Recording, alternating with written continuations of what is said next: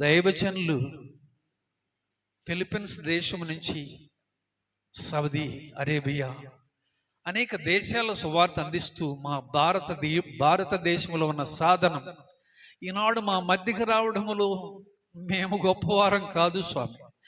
మీ పిలుపు దర్శనం వలన మీ దాసులను పంపించారు. ఈరోజు నేను, నా ఇంటి వారు, ఇక్కడున్న నా సహోదరులు విని భవిష్యత్తులో ఇంకా వెలిగించబడడానికి మార్గం సుగమమైందని నమ్ముతూ ఈ మీ దాసులను అరికాల నుంచి శిరస్సు వరకు అభిషేకించి ఈ ప్రాంతంలో, ఈ రెండవ బబులోను దేశంలో మా జీవితాలను వెలిగించి కట్టమని, మాతో మాట్లాడమని, క్రీస్తు పేరట మీ దాసును ప్రతిష్ఠించి అభిషేకించమని యేసు నామమున ప్రార్థిస్తున్నాము తండ్రి.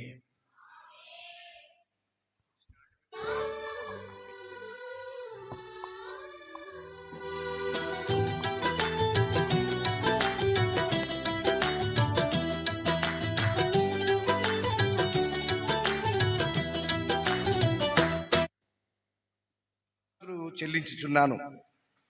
నీ కార్యములు ఆశ్చర్యకరములు, ఆ సంగతి నాకు బాగుగా తెలిసి ఉన్నది. దేవునికి స్తోత్రము కలుగునుగాక. నా సమాన వయస్కులు నన్ను గూర్చి కొన్ని మంచి మాటలు చెప్పినప్పుడు సర్వసాధారణమే.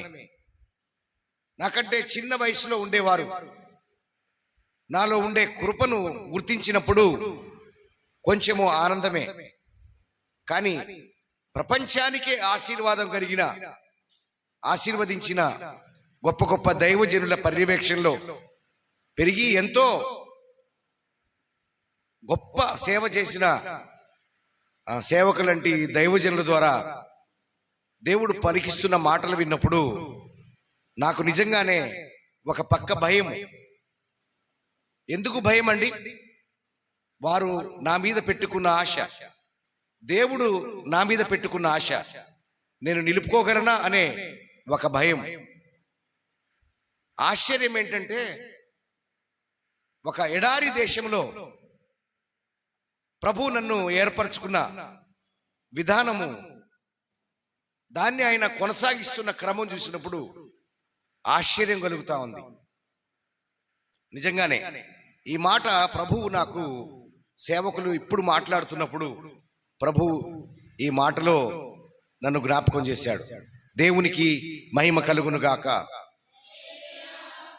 దేవుడు నన్ను సంధించిన విధానంలో కొంత లోక సంబంధమైన వ్యవహారాల్లో నేను ప్రయాణించిన విధానాన్ని, దేవునిలో నడిచిన విధానాన్ని, దేవుని సేవలో కొనసాగుతున్న విషయాలను మీకు కొంత తెలియజేసి కొంచెం వాక్యం విత్తి నేను ముగించడానికి నేను ఇష్టపడతా ఉన్నాను.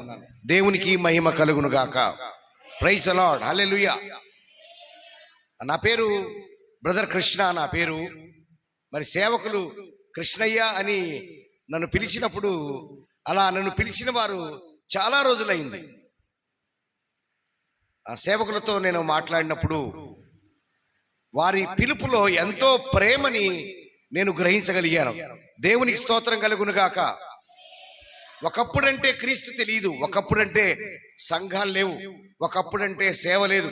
ఈ రోజున ఒకరికి మించి ఒకరు సేవ చేస్తున్నామని చెప్పుచున్న ఈ కాలంలో ప్రేమే దొరకడము కష్టమైన ఈ సమయాల్లో దేవుని సేవకులు నా సాక్ష్యాన్ని చూసి ఆయన పలకరించిన విధానమే నన్ను ఇక్కడి దాకా లాక్కొచ్చింది. దేవుడికి స్తోత్రం కలుగునుగాక. గత రాత్రి నాకు తెలియదు నేను మీతో మాట్లాడుతున్న విషయం. రాత్రి 10:30 ఆ టైంలో నాకు పోస్టర్ వచ్చింది. నేను ఎవరితో మాట్లాడాలని నేను పెద్ద ఆశ కలిగి రాలేదు. శ్రీకాళహస్తికి సేవకులతో కొంత సమయం గడపాలని నేను ఆశ కలిగి రావడం జరిగింది. దేవునికి మహిమ. ఇక్కడ మాట్లాడుతున్న ప్రతి మాట సేవకులో లేదో నేను నిర్ణయించిన విషయాలు కాదు, కానీ దేవుడు మీ ద్వారా వినిపింపజేయడానికి, నా ద్వారా పలికింపజేయడానికి నియమించిన మాటలన్నీ నేను నమ్ముతున్నాను. దేవునికి స్తోత్రం. నేను ఇంజనీరింగ్ విద్యను పూర్తిగా అభ్యసించాను. వాకాడు ఇంజనీరింగ్ కాలేజీలో, విద్యానగర్లో నేను బీటెక్ చదివానన్నమాట. నాకు ఈ విద్యానగరు, తర్వాత నాయుడుపేట, శ్రీకాళహస్తి, రేణిగుంట, తిరుపతి, ఈ ప్రాంతం అంతా నాకు బాగా తెలిసిన ప్రాంతం. ఇప్పుడు కాదు, దాదాపు 20 సంవత్సరాల క్రితం నేను ఇంజనీరింగ్ విద్యను అభ్యసిస్తున్నప్పుడు రెగ్యులర్గా ఈ రూట్లో మేము ట్రావెల్ చేసేవాళ్ళం. ఎందుకు అంత ట్రావెల్ చేయాల్సి వచ్చిందంటే, మేము కాలేజీలో కొంత గూండాయిజం చేసే టైప్ అన్నమాట. కొంత ఈ స్టూడెంట్ బ్యాచ్ చేస్తారు కదా, అటువంటి టైప్ అన్నమాట. అన్ని గొడవల్లో మనమే ముందుంటాం, స్ట్రైకుల్లో కూడా ముందు మనమే ఉంటాం. తిరుపతి ఎస్వి యూనివర్సిటీ కాలేజీలో 3 కాలేజీలు ఉండేవి ఆ రోజుల్లో. ఒకటేమో ఎస్వి యూనివర్సిటీ ఇంజనీరింగ్ కాలేజీ, రెండవది NBKR IST Vidyanagar Vakadu engineering college, మూడోదేమో KSRM Kandula Sivareddy memorial engineering college Kadapa. ఈ 3 కాలేజీలే మా యూనివర్సిటీ కింద ఉండేవి అనమాట. సో ఈ యూనివర్సిటీలో ఏం జరగాలన్నా కూడా నెల్లూరు విద్యానగర్ కాలేజీ నిర్ణయిస్తుంది అనమాట. ఆ స్ట్రైక్ అంటే మొత్తం యూనివర్సిటీ అంతా బంద్ అయిపోవాల్సిందే. గొడవలు, విపరీతమైన గొడవలు. మేము గొడవ చేస్తే ఒక 1.5 డే 2 డేస్ కంటిన్యూగా కాలేజీ జరగకపోతే ఇండెఫినెట్ హాలిడేస్ ఇస్తారనమాట. అంత విచ్చలవిడి జీవితాన్ని నేను గడుపుతున్న రోజులవి. మరి ఇంజనీరింగ్ విద్యను పూర్తి చేశాను, చదివాను ఏమో నాకు తెలీదు, ఏం చదివానో ఏం రాశానో తెలియదు, కానీ ఇంజనీరింగ్ని నేను పూర్తి చేయడం జరిగింది. అసలు నేను ఇంజనీరింగ్ పూర్తి చేయడం అంటే ప్రపంచంలో 8వ వింత అన్నమాట. అంటే నేను ఇంజనీరింగ్ పూర్తి చేస్తానని ఎవ్వరు కూడా ఊహించలేదు. ఇంజనీరింగ్ని ఒకే అటెంప్ట్లో పాస్ అయిపోయా. ఇంజనీరింగ్ పూర్తయిన తర్వాత గవర్నమెంట్ ఉద్యోగాలకి అప్లై చేసినప్పుడు నాకు మా కాలేజీ మొత్తంలో, బహుశా మేబీ యూనివర్సిటీ మొత్తంలో మొట్టమొదటి గవర్నమెంట్ ఉద్యోగి నేను. హల్లెలూయా అనడానికి అప్పటికి నేను క్రైస్తవుణ్ణి కాదు. హల్లెలూయా అనడానికి అప్పటికి నేను క్రైస్తవుణ్ణి కాదు. సిగరెట్లు, మందు, ఇదంతా జీవితం ఒక భయంకరమైన జీవితం. అయితే వెంటనే ఇంజనీరింగ్ పూర్తి చేసిన వెంటనే 22వ ఏటలో అసిస్టెంట్ ఇంజనీర్ అయ్యాను. త్వరగానే వివాహమైంది. తర్వాత అసిస్టెంట్ డివిజన్ ఇంజనీర్ అయ్యాను. 2 పాపలు. ఇక అలవాట్లన్నీ అలా అలా కొనసాగుతూ ఉండగా కొంచెం కంట్రోల్లో పడ్డాం. పెళ్లి చేస్తే కొంచెం కంట్రోల్లో పడతారంటారు కదా, పెళ్ళయ్యాక కంట్రోల్లోకి వచ్చా. నా జీవితం కొనసాగుతున్న టైంలో ఇది నా వ్యక్తిగత ప్రైవేట్ లైఫ్. నా స్పిరిచువల్ లైఫ్ గురించి కొంత చెప్పాలి. నేను ఎప్పుడైతే ఇంజనీరింగ్ పూర్తి చేశానో, ప్రపంచానికి 8వ వింత అయితే నాకు అది 9వ వింత. జనాల సంగతి దేవుడు ఎరుగు, అసలు నేనెట్ట పాస్ అయ్యానో నాకే తెలియదు. అప్పుడు ఏమనుకున్నా అంటే, దేవతలు నా తోడున్నారు అని ఫీలింగ్ కలిగింది. అప్పుడు ఆ రోజు నుంచి నాలోంచి ఒక భక్తిపరుడు మొదలైనాడు. మా కుటుంబం భక్తి చేస్తుండేది. అయ్యప్ప స్వామికి చాలా డెవోటీ అన్నమాట. మేము శబరిమల వెళుతూ రావడము, ఆ అయ్యప్ప స్వామి పాటలు, ఇదంతా భక్తి బాగానే ఉండేది, కానీ జీవితం కూడా ఇష్టానుసారమైన జీవితం ఉండేది. మాకు ఎలా ఉంటుందంటే, భక్తి సీజన్లో భక్తి చేస్తాము, ఈ లోక సంబంధమైన జీవితానికి ఒక సీజన్ ఉంటుంది అనమాట. ఈ 2 సీజన్ని నడుపుతున్నప్పుడు మరి జాబ్ వచ్చింది. వెంటనే మొక్కుబడి చెల్లించడానికి శబరిమల వెళ్ళాను. వెళ్ళి తిరిగి వచ్చిన వెంటనే నేను నా భార్యని చూడడం జరిగింది. మరి వారి నాన్నగారితో మాట్లాడి వెంటనే సంబంధం కుదిరింది.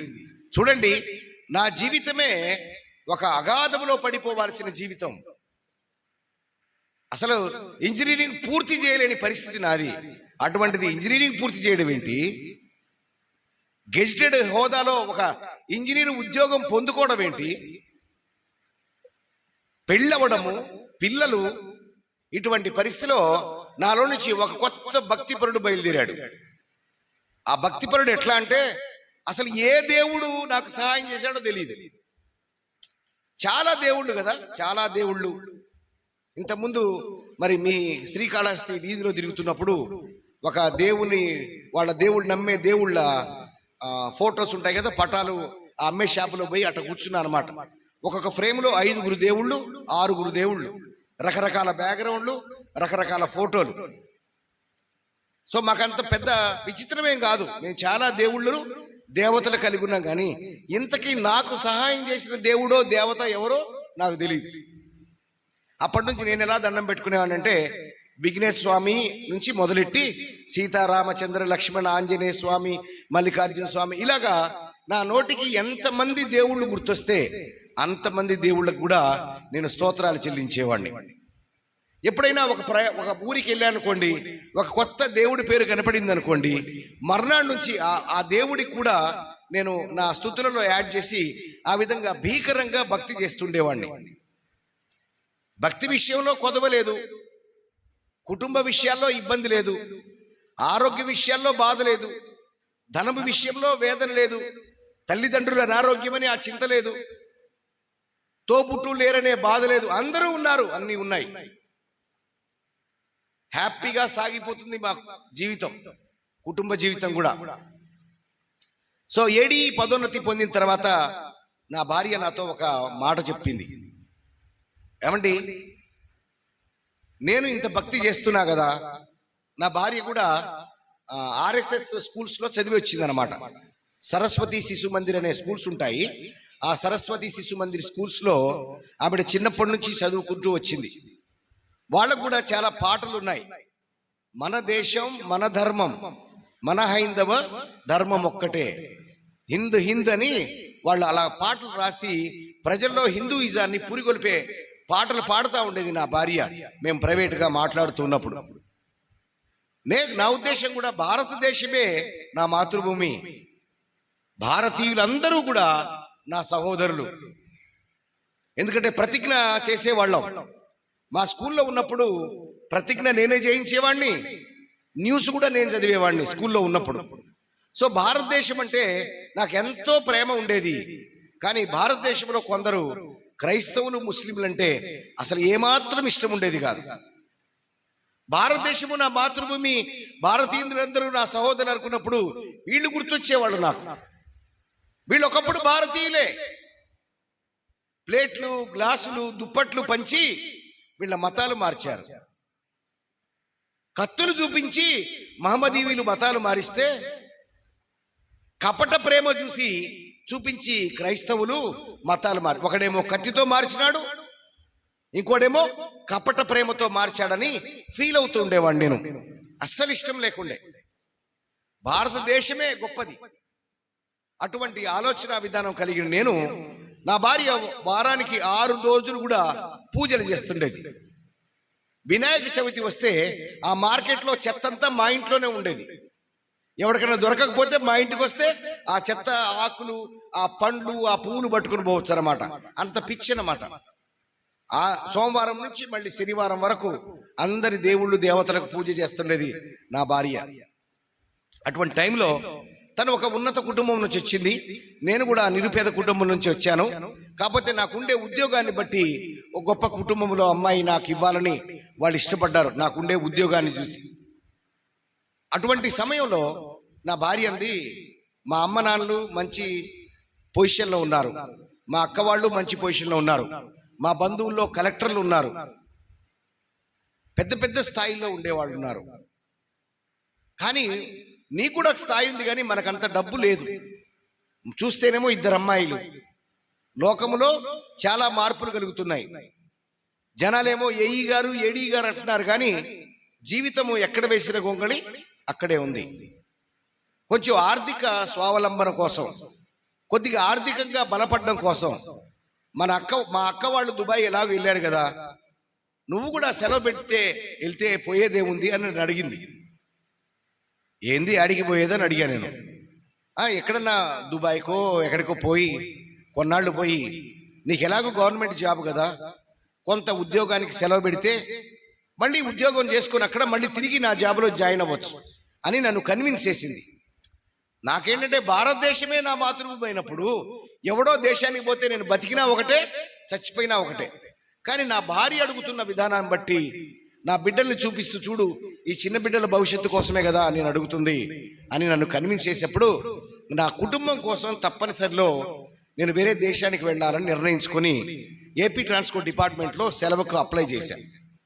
అప్లై చేస్తే మా సూపరింటెండెంట్ ఇంజనీరు, చీఫ్ ఇంజనీర్లు, నీకు పిచ్చెక్కిందా, నువ్వు బుద్ధుందా, నీకు అన్నం తింటున్నావా, గడ్డి తింటున్నావా, నువ్వు గెజిటెడ్ హోదావి, నువ్వు ఇక్కడ ఉంటే చీఫ్ ఇంజనీర్ అవుతావు, డైరెక్టర్ అవుతావు, చైర్మన్ కూడా అయ్యే అవకాశం ఉంది, నువ్వు చాలా చిన్న వయసులో నీకు ఉద్యోగం వచ్చింది, నీకు ఈ సలహా చెప్పినోడు ఎవడురా అని నన్ను సెలవీయడానికి ఇష్టపడలా. నాట్ యాజ్ పర్ రూలు, వాళ్ళు నా మీద ఉండే ప్రేమ కొద్దీ. కానీ నేను అట్ట చేసి ఇటు చేసి బతిలాడి బెదిరించి ఏదో ఒకటి చేసి సెలవు పెట్టుకొని మరి జాబులు అప్లై చేస్తా ఉంటే సౌదీ అరేబియా అనే దేశంలో నాకు జాబ్ వచ్చింది. సౌదీ అరేబియా దేశం అనేది ముస్లిం దేశాలన్నిటికీ మహారాజు ఆ దేశం. ముస్లిం మతమే ఆరంభమైన ఆ దేశం. మక్కా మదీనా అనే వాళ్ళ నమ్మే 2 పవిత్ర మసీదులు ఉన్న ఆ దేశం. ప్రపంచంలో ముస్లిం అనే ఒక వ్యక్తి ఉంటే ప్రతి ముస్లిము ఆ దేశానికి రావాలనే ఒక ఆజ్ఞ కలిగిన ఆ దేశానికి నేను వెళ్ళడం జరిగింది. నేను రంజాన్ మాసంలో వెళ్ళా. రంజాన్ మాసంలో వెళ్ళినప్పుడు నేను స్మోక్ చేసేవాడిని. ఎక్కడి నుంచి? ఇంజనీరింగ్ కాలేజీ రోజుల నుంచి నేను స్మోక్ చేసేవాడిని. సో సౌదీ అరేబియాలో ఆ రంజాన్ మాసంలో ఆగస్టు నెలలో నేను అడుగు పెట్టిన వెంటనే ఆ రోజు సాయంత్రము ఒక షాప్కి వెళ్ళి నేను సిగరెట్ వెలిగించుకొని కూల్ డ్రింక్ తాగుతున్నా. అరబ్బులందరూ నన్ను గుమిగూడారు. నాకు రంజాన్ మాసంలో పబ్లిక్లో ఏమీ తాగకూడదనే రూలు నాకు తెలియదు. అందరూ గుమిగూడి వాళ్ళు అరబ్బులో తిడుతున్నారు, నాకేం అర్థం కావట్లా. అప్పుడు ఆ షాపులో వ్యక్తి వచ్చి నన్ను పక్కకు తీసి, ఈయన ఈరోజే వచ్చాడు, కోప్పడకండి, ఈయన ఈరోజే వచ్చాడు, ఈయనకేం తెలీదు, వాళ్ళు ఏదో తిడుతా ఉన్నారు, నాకు తెలీదు. వాళ్ళ ఉద్దేశంలో ఆ సూర్యుడు అస్తమించాక మాత్రమే తినాలి, ఏదైనా తాగాలి. బహిరంగంగా తాగితే చాలా ప్రమాదం. మంచినీళ్ళు కూడా తాగడానికి వీలేదు. ఎందుకంటే వాళ్ళు ఉమ్ము కూడా మింగకుండా ఉదయం సూర్యోదయం నుంచి సూర్యాస్తమయం వరకు వారు ఉపవాసాలు ఉంటారు. తెల్లవారుజామున 4 గంటలకు లేస్తారు. ఆ సౌదీ అరేబియా అనే దేశంలో చాలా నిష్ఠగా వాళ్ళ మతాన్ని పాటిస్తారు. నేనే అనుకుంటే నా బాబుల్లాగా ఉన్నారు వాళ్ళు అక్కడ. నేనే ఒక తెగ భక్తి పరుని అనుకుంటుంటే నన్ను మించిన వాళ్ళు ప్రతి వాళ్ళు. రోజుకు 5 మార్లు నమాజ్ చేసేవాళ్ళు. సంవత్సరంలో 30 రోజులు కఠినమైన ఉపవాసం చేసేవాళ్ళు. అటువంటి పరిస్థితుల మధ్యలో నాకు ఒక ఆలోచన కలిగింది. దేవుడి కోసం ఇంతగా ఫీల్ అవ్వాలా? సరే, దేవుడు ఎవరో లేండి. సరే, దేవుడి కోసం ఇంతగా ఆలోచించాలా? ఇంతగా సబ్మిట్ అవ్వాలా? ఇంతగా పిచ్చిగా భక్తి చేయాలా అనే ఒక ప్రశ్న నాకు మొదలైనప్పుడు అదే రంజాన్ మాసంలో నాకు తెలిసిన ఫ్రెండ్ వాళ్ళ ఇఫ్తార్ విందుకు తీసుకెళ్ళాడు.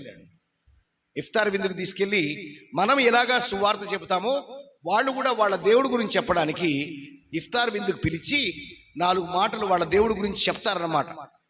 అలా ఇఫ్తార్ విందుకు తీసుకెళ్ళినప్పుడు ఆ ఇఫ్తార్ విందులో అయిపోయిన తర్వాత అతను నాకు ఒక ఖురాన్ గ్రంథాన్ని ఇచ్చాడు. ఖురాన్ గ్రంథాన్ని చదవడానికి నేను ఓపెన్ చేశాను. ఇంటికెళ్ళి అలా ఓపెన్ చేసి ఏదో 1 పేజీనో 2 పేజీలో చదివే కానీ నాకు నచ్చలేదు, ఏమీ అర్థం కాలేదు. దాన్ని తీసుకెళ్ళి అటక మీద పెట్టా. అటక ఎక్కిచ్చేసా వెంటనే. ఇది మంద కాదులే, అది తెలుగు ట్రాన్స్లేషన్ ఖురాన్, నాకు అర్థం కాలేదు. అటువంటి సమయంలో మళ్ళా ఆ ఫ్రెండ్ మళ్ళీ 1 వారం తర్వాత పిలిచాడు. పిలిచి దోశలు తిందాంరా అని ఒక ఇండియా రెస్టారెంట్కి తీసుకెళ్ళి ఆయన నాతో మాట్లాడుతున్నాడు. ఏదేదో మాట్లాడుతున్నాడు. ఆ క్రైస్తవుల గురించి మాట్లాడుతున్నాడు. ఇతను క్రైస్తవుల గురించి ముస్లిం ఎందుకు మాట్లాడుతున్నాడో నాకు తెలియదు అప్పటికి. అంటే ముస్లింలకి క్రైస్తవులకి కామన్గా అబ్రహాం ఉన్నాడనే విషయము నాకు తెలియదు. అబ్రహాముని ఇబ్రహీం అంటారని, డేవిడ్ని దావీదుని దావూద్ అంటారని, సొలొమోనుని సల్మాన్ అంటారని, ఇవన్నీ నాకు తెలియదు. నేను ఒక హిందువుని. క్రైస్తవులు ఏమనుకుంటే నాకెందుకు, ముస్లింలు ఏమనుకుంటే నాకెందుకు, అటువంటి అభిప్రాయంలో ఉన్న నన్ను ఆ రోజు ముస్లింల గురించి క్రైస్తవుల గురించి మాట్లాడుతున్నాడు. వీళ్ళు నా గురించి నాతో ఎందుకు మాట్లాడుతున్నాడని ఆయనకు ప్రశ్న వేశాను. మీ అమ్మ నాన్న ఎక్కడున్నారు అని అడిగా ఆయన్ని. మా అమ్మ నాన్న హైదరాబాద్లో ఉన్నారన్నాడు. ఈ నెల డబ్బులు పంపించావా అని మీ అమ్మ నాన్నకి అని అడిగా. లేదన్నాడు. పోయిన నెల అన్నాడు. లేదన్నాడు. మరి ఎప్పుడు పంపించావంటే ఎప్పుడైనా అవసరం ఉంటే పంపిస్తా అన్నాడు. నేను ఒకటి చెప్పనా, నేను 10 సంవత్సరాలు ఒక్క రూపాయి కూడా నాకు ఖర్చు పెట్టకుండా నేను నా తల్లిదండ్రులకు ఇచ్చా. నువ్వు ఇచ్చావా అని అడిగా. ఇవ్వలేదన్నాడు. నీకు దేవుడు తెలుసా, నాకు దేవుడు తెలుసా అన్నా నేను. ఏమన్నా, నువ్వు దేవుడి గురించి చెప్పడానికి నువ్వు అర్హుడవా? నీకు నేను చెప్పడానికి అర్హున్నా? అంటే నేను కూడా భక్తిలో కొద్ది గొప్ప బెటరే. తల్లిదండ్రుల్ని పూజించే విషయంలో, తల్లిదండ్రుల్ని గౌరవించే విషయంలో మనం ఒక ఆకు ఎక్కువే చదివినాం. ఆయన నోరు మూసుకున్నాడు. తర్వాత ఏం జరిగిందో నాకు తెలియదు. అటువంటి సమయంలో నా భార్యకి వాళ్ళ అక్క ఫోన్ చేసింది. చెల్లి మాకు ఉద్యోగం వచ్చింది అని చెప్పింది ఆవిడ. ఉద్యోగం రావడం పెద్ద విషయం ఉంది. వాళ్ళు దుబాయ్లో ఉన్నారు, మేము సౌదీలో ఉన్నాం. ఆయన ఇంజనీరు, నేను కూడా ఇంజనీరే. నాకు 16 ఉద్యోగాలు వచ్చినాయి సౌదీలో వెళ్ళేప్పుడు. ఉద్యోగాలు రావడం పెద్ద విషయం ఏం కాదు. ఆవిడ అంది, చాలా పెద్ద ఉద్యోగం వచ్చింది తెలుసా అంది. ఏం ఉద్యోగం అక్క అంటే, ఫలానా ఐలాండ్ గ్యాస్ కంపెనీలో గవర్నమెంట్లో ఉద్యోగం వచ్చింది. అసలు ఆ జాబు చాలా కాంపిటీషన్ తెలుసా. ఆ జాబు రావడం మామూలు విషయం కాదు, దానికి చాలా కాంపిటీషన్ ఉంటుంది.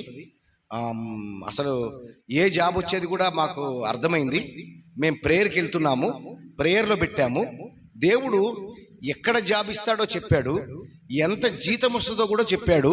కరెక్ట్గా అదే జీతం వచ్చింది, అదే జాబ్ వచ్చిందని వాళ్ళ చెల్లికి వాళ్ళ అక్క చెబుతుంది.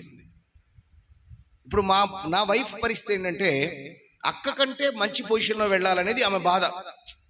లోకం సంబంధించి దేవుడు ఎరుగు, కనీసం కుటుంబంలో అయినా కనీసం ఆ స్థాయికైనా దగ్గరకు పోవాలి కదా అనే బాధలో ఆమె దుబాయ్ పోతే నన్ను సౌదీ లాక్కెళ్ళింది నా భార్య. ఇప్పుడు నేను సౌదీ వెళ్ళాక వాళ్ళక్క ఫోన్ చేసి ఇంకా పెద్ద ఉద్యోగం వచ్చిందనేసరికి ఈమె గుండెల్లో రైళ్లు, నా గుండెల్లో బాంబులు.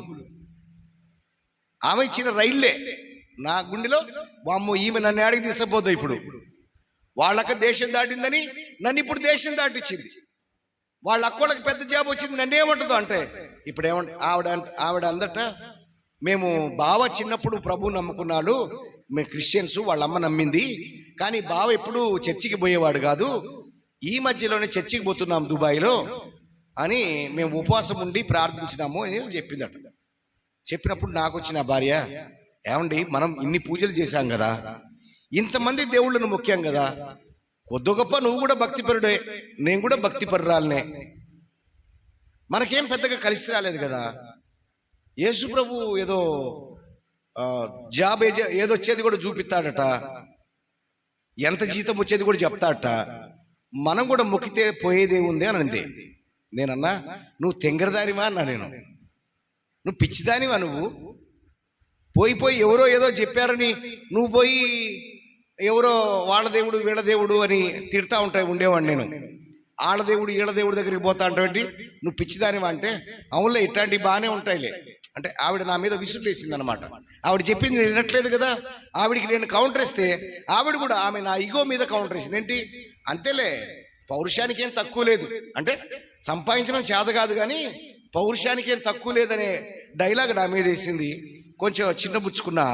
నేను ఆలోచిస్తున్నప్పుడు సరే ఆలోచన అయిపోయాక, సర్లే పిల్లలకి భరతనాట్యం నేర్పిద్దాం అనుకున్నాం ఇండియాలో ఉన్నప్పుడు, కుదరలేదు. డ్యాన్స్ బేబీ డ్యాన్స్ ప్రోగ్రాంలో మంచి డాన్సర్గా చేద్దాం అనుకున్నాం, కుదరలేదు. సౌదీ దేశానికి వచ్చాం, ఇక్కడ డ్యాన్సు లేవు, అన్ని బురకాలే. ఈ బురకాలు, కళ్ళకు బురకా ఉంటుంది, ఈ చేతి వేళ్ళకి గ్లౌజులు పెడతారు, కాళ్ళ వేళ్ళకి గ్లౌజులు పెడతారు, కళ్ళు కనపడకూడదు, జుట్టు కనపడ, మొత్తం పైనుంచి కిందకి నల్ల దయ్యం లాగా తయారు చేస్తారు. అటువంటి దేశంలో ఉన్నాం మేము. ఆ దయ్యాన్ని చూసి నా భార్య బయటికి పోవడమే మానేసింది. వామ్మో, నేను ఆ బురకా నేనే ఆడేసుకుంటా, ఇవన్నీ కుదరదులే, నువ్వు పోయి ఏమైనా కావాలంటే నువ్వు తీసుకురాని సంవత్సరం పోలే నా భార్య ఇంట్లోంచి బయటికి. అటువంటి పరిస్థితిలో సరే భరతనాట్యం నేర్పిద్దామంటే, సరే నువ్వే తీసుకెళ్ళమంది. లేదులే నువ్వు కూడా రా అని చెప్పి మేము భరతనాట్యం నేర్పించడానికి ఒక ఫ్యామిలీ ఇంటికి వెళ్ళాం. ఆ ఇంటికి వెళ్ళగానే మహాలక్ష్మిలాగా ఉంది ఆ తల్లి. మహాలక్ష్మిని మేము ఎందుకంటాం, మహాలక్ష్మిని ఎప్పుడు అంటాం తెలుసా, పెద్ద బొట్టు పెట్టుకుంటే మహాలక్ష్మి అంటాం. బొట్టు లేకపోతే ఏమంటామో మీరు పూర్తి చేసుకోండి. అంటే నేను హిందువుగా మాట్లాడుతున్న విషయాలు. మహాలక్ష్మి లాగా డోర్ తెరిచింది. ఆమె భరతనాట్యం టీచర్, బెంగాలీ ఫ్యామిలీ. నేను అనుకున్నా బెంగాలీ హిందూ ఫ్యామిలీ అనుకున్నా. అమ్మయ్య హిందువులు దొరికారా అనుకున్నా మంచిగా.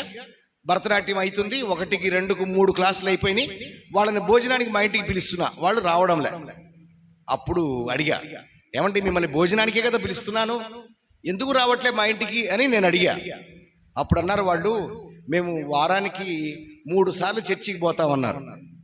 నేనేమన్నా తెలుసా, మిమ్మల్ని బొందబెట్ట, మీరు ఇక్కడ కూడా తయారయ్యారా అన్నా నేను. అంటే ఇండియాలో అంటే వాళ్ళు బీదలు, దుప్పట్లు ఇచ్చారు, గ్లాసులు ఇచ్చారు, దోమతెరలు ఇచ్చినారు. సౌదీలో ఏమిస్తావు నువ్వు వాళ్ళకి? సౌదీ రిచ్ కంట్రీ, ప్రపంచానికే ఆయిల్ సప్లై చేసే కంపెనీ. తేడా వస్తే ఆ ఇసుకలో కప్పెట్టేస్తారు, లేకపోతే ఆ పెట్రోల్ పోసి తగలెట్టేస్తారు. నువ్వు 7 నాటకాలు చేయొద్దు అని చెప్పి అతన్ని ఎటకారం ఆడుతున్నా. ఏంటి, మీ దేవుడు అద్భుతాలు చేస్తాడట, మీ దేవుడు ఆశ్చర్యకార్యాలు చేస్తాడట, మీ దేవుడు దర్శనాలు కళలు చూపిస్తాడట అని ఎటకారం ఆడుతున్నప్పుడు ఆయన ఏం అనలేదు. అనకుండా, సార్ ఇవన్నీ మీకు అర్థం కావు సార్, దేవుడికి ఇష్టమైతే అర్థం అవుతాయి సార్, ఇవన్నీ అందరికీ అర్థం కావు సార్ అని చెప్పి పోయేటప్పుడు, సార్ మీరు నా మాట వింటా అంటే నేను ఒక సినిమా సీడీ ఇస్తా సార్, మీకు వీలున్నప్పుడు చూడండి అన్నాడు. నువ్వేం సీడీ ఇవ్వద్దులే, ఆ సినిమా పేరు నాకు పేపర్ మీద రాసిమ్మంటే ఆ పేపర్ మీద రాసిచ్చిండు. ఆ సినిమా పేరు the passion of Christ. Praise the Lord, hallelujah, hallelujah. So మేము ఇంటర్నెట్లో అప్పటికే 2011 సంవత్సరంలో ఇంటర్నెట్లో మేము చాలా సినిమాలు చూసేవాళ్ళం. ఆ సినిమా చూస్తున్నప్పుడు the passion of Christ movie ఏంటంటే, యేసు ప్రభు వారు గెత్సెమనే తోట నుండి మరణించి తిరిగి లేచేంత వరకు ఆ సన్నివేశాలన్నీ ఆ మూవీలో చూపిస్తారన్నమాట. యేసుక్రీస్తు ప్రభు వారు ఆయన ఏదో చెప్తున్నాడు, వీళ్ళేదో వింటున్నారు, ఎవడి బాధ వాడిది, ఎవరి గోల వాళ్ళది. సినిమా నడుస్తూ ఉంది. నేనేం చూస్తున్నా అంటే, హీరో బాగున్నాడా, బాగలేడా, హీరో మేకప్ బాగుందా, బాగలేదా, బ్యాక్గ్రౌండ్ స్కోర్ మ్యూజిక్ బాగుందా, బాగలేదా, డైలాగులు బాగున్నాయా, బాగలేదా, నేను అట్లా ఆలోచిస్తుండేవాడిని అన్నమాట. నేను ఏ సినిమా చూసినా కూడా ఇలాగే ఆలోచిస్తా. క్రికెట్ మ్యాచ్ చూసినా కూడా బౌలర్ ఎక్కడ తప్పు చేసినాడు, బ్యాట్స్మెన్ ఎక్కడ రాంగ్ షాట్ కొట్టినాడు, షాట్ సెలక్షన్ ఎట్లుంది, బౌలర్ యొక్క లైన్ అండ్ లెంత్ ఎట్టుంది, ఇప్పుడు ఏ బాల్ వేయాలి, షార్ట్ పిచ్ వేయాలా, లాంగ్ పిచ్ వేయాలా, మిడ్ వికెట్ వేయాలా, ఇవన్నీ నేను ఇట్లాంటి ఒక పిచ్ అనమాట. నాకు ఇట్లా రివ్యూ మైండ్ సెట్ అనమాట. ఆ యేసుప్రభు సినిమా చూస్తున్నప్పుడు యేసుప్రభు శిలువ మీద మొదటి మాట ఒక మాట పలికాడు కదా. ఏంటి ఆ మాట? తండ్రి వీరేం చేయుచున్నారో వీరు ఎరగరు కాబట్టి వీరిని క్షమించుము అన్నప్పుడు నాకు బహు విచిత్రం అనిపించింది. కొట్టేటప్పుడు ఏమంటారు? వామ్మో వాయు అని మొత్తుకుంటారు కదా. దెబ్బలు కొట్టేటప్పుడు ఏమంటారు? వామ్మో వాయు అని మొత్తుకుంటారు.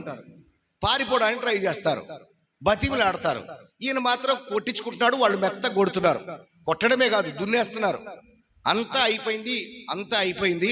ఇప్పుడు శిలువ మీద ఆయన్ని సిలువేసే టైంలో చేతికి ఒక చేతికేమో సిలువేశారు, రెండో చెయ్యి ఇరుక్కుపోతే దాన్ని లాగి ఇంకో దానికి సిలువేశారు.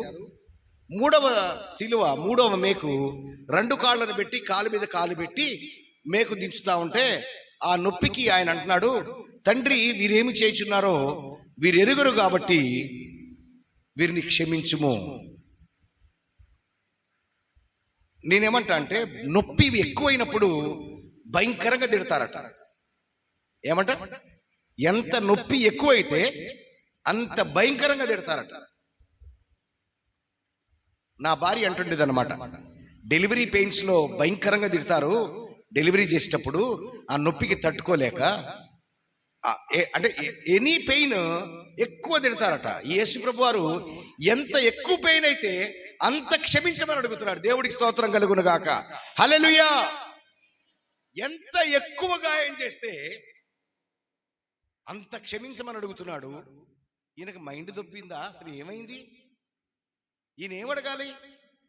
తండ్రి నేను మంచోణ్ణి, నన్ను కాపాడు, వీళ్ళని శిక్షించు. మేమేం నమ్మేవాళ్ళము? దుష్ట శిక్షణ, శిష్ట రక్షణ. దుష్టుణ్ణి శిక్షించాలి, మంచోణ్ణి కాపాడాలి. యేసుప్రభు ఏం చేయాలి? నన్ను కాపాడు, వీళ్ళని శిక్షించు అని చెప్పాలి, లేదా నన్ను కాపాడు అని చెప్పాలి.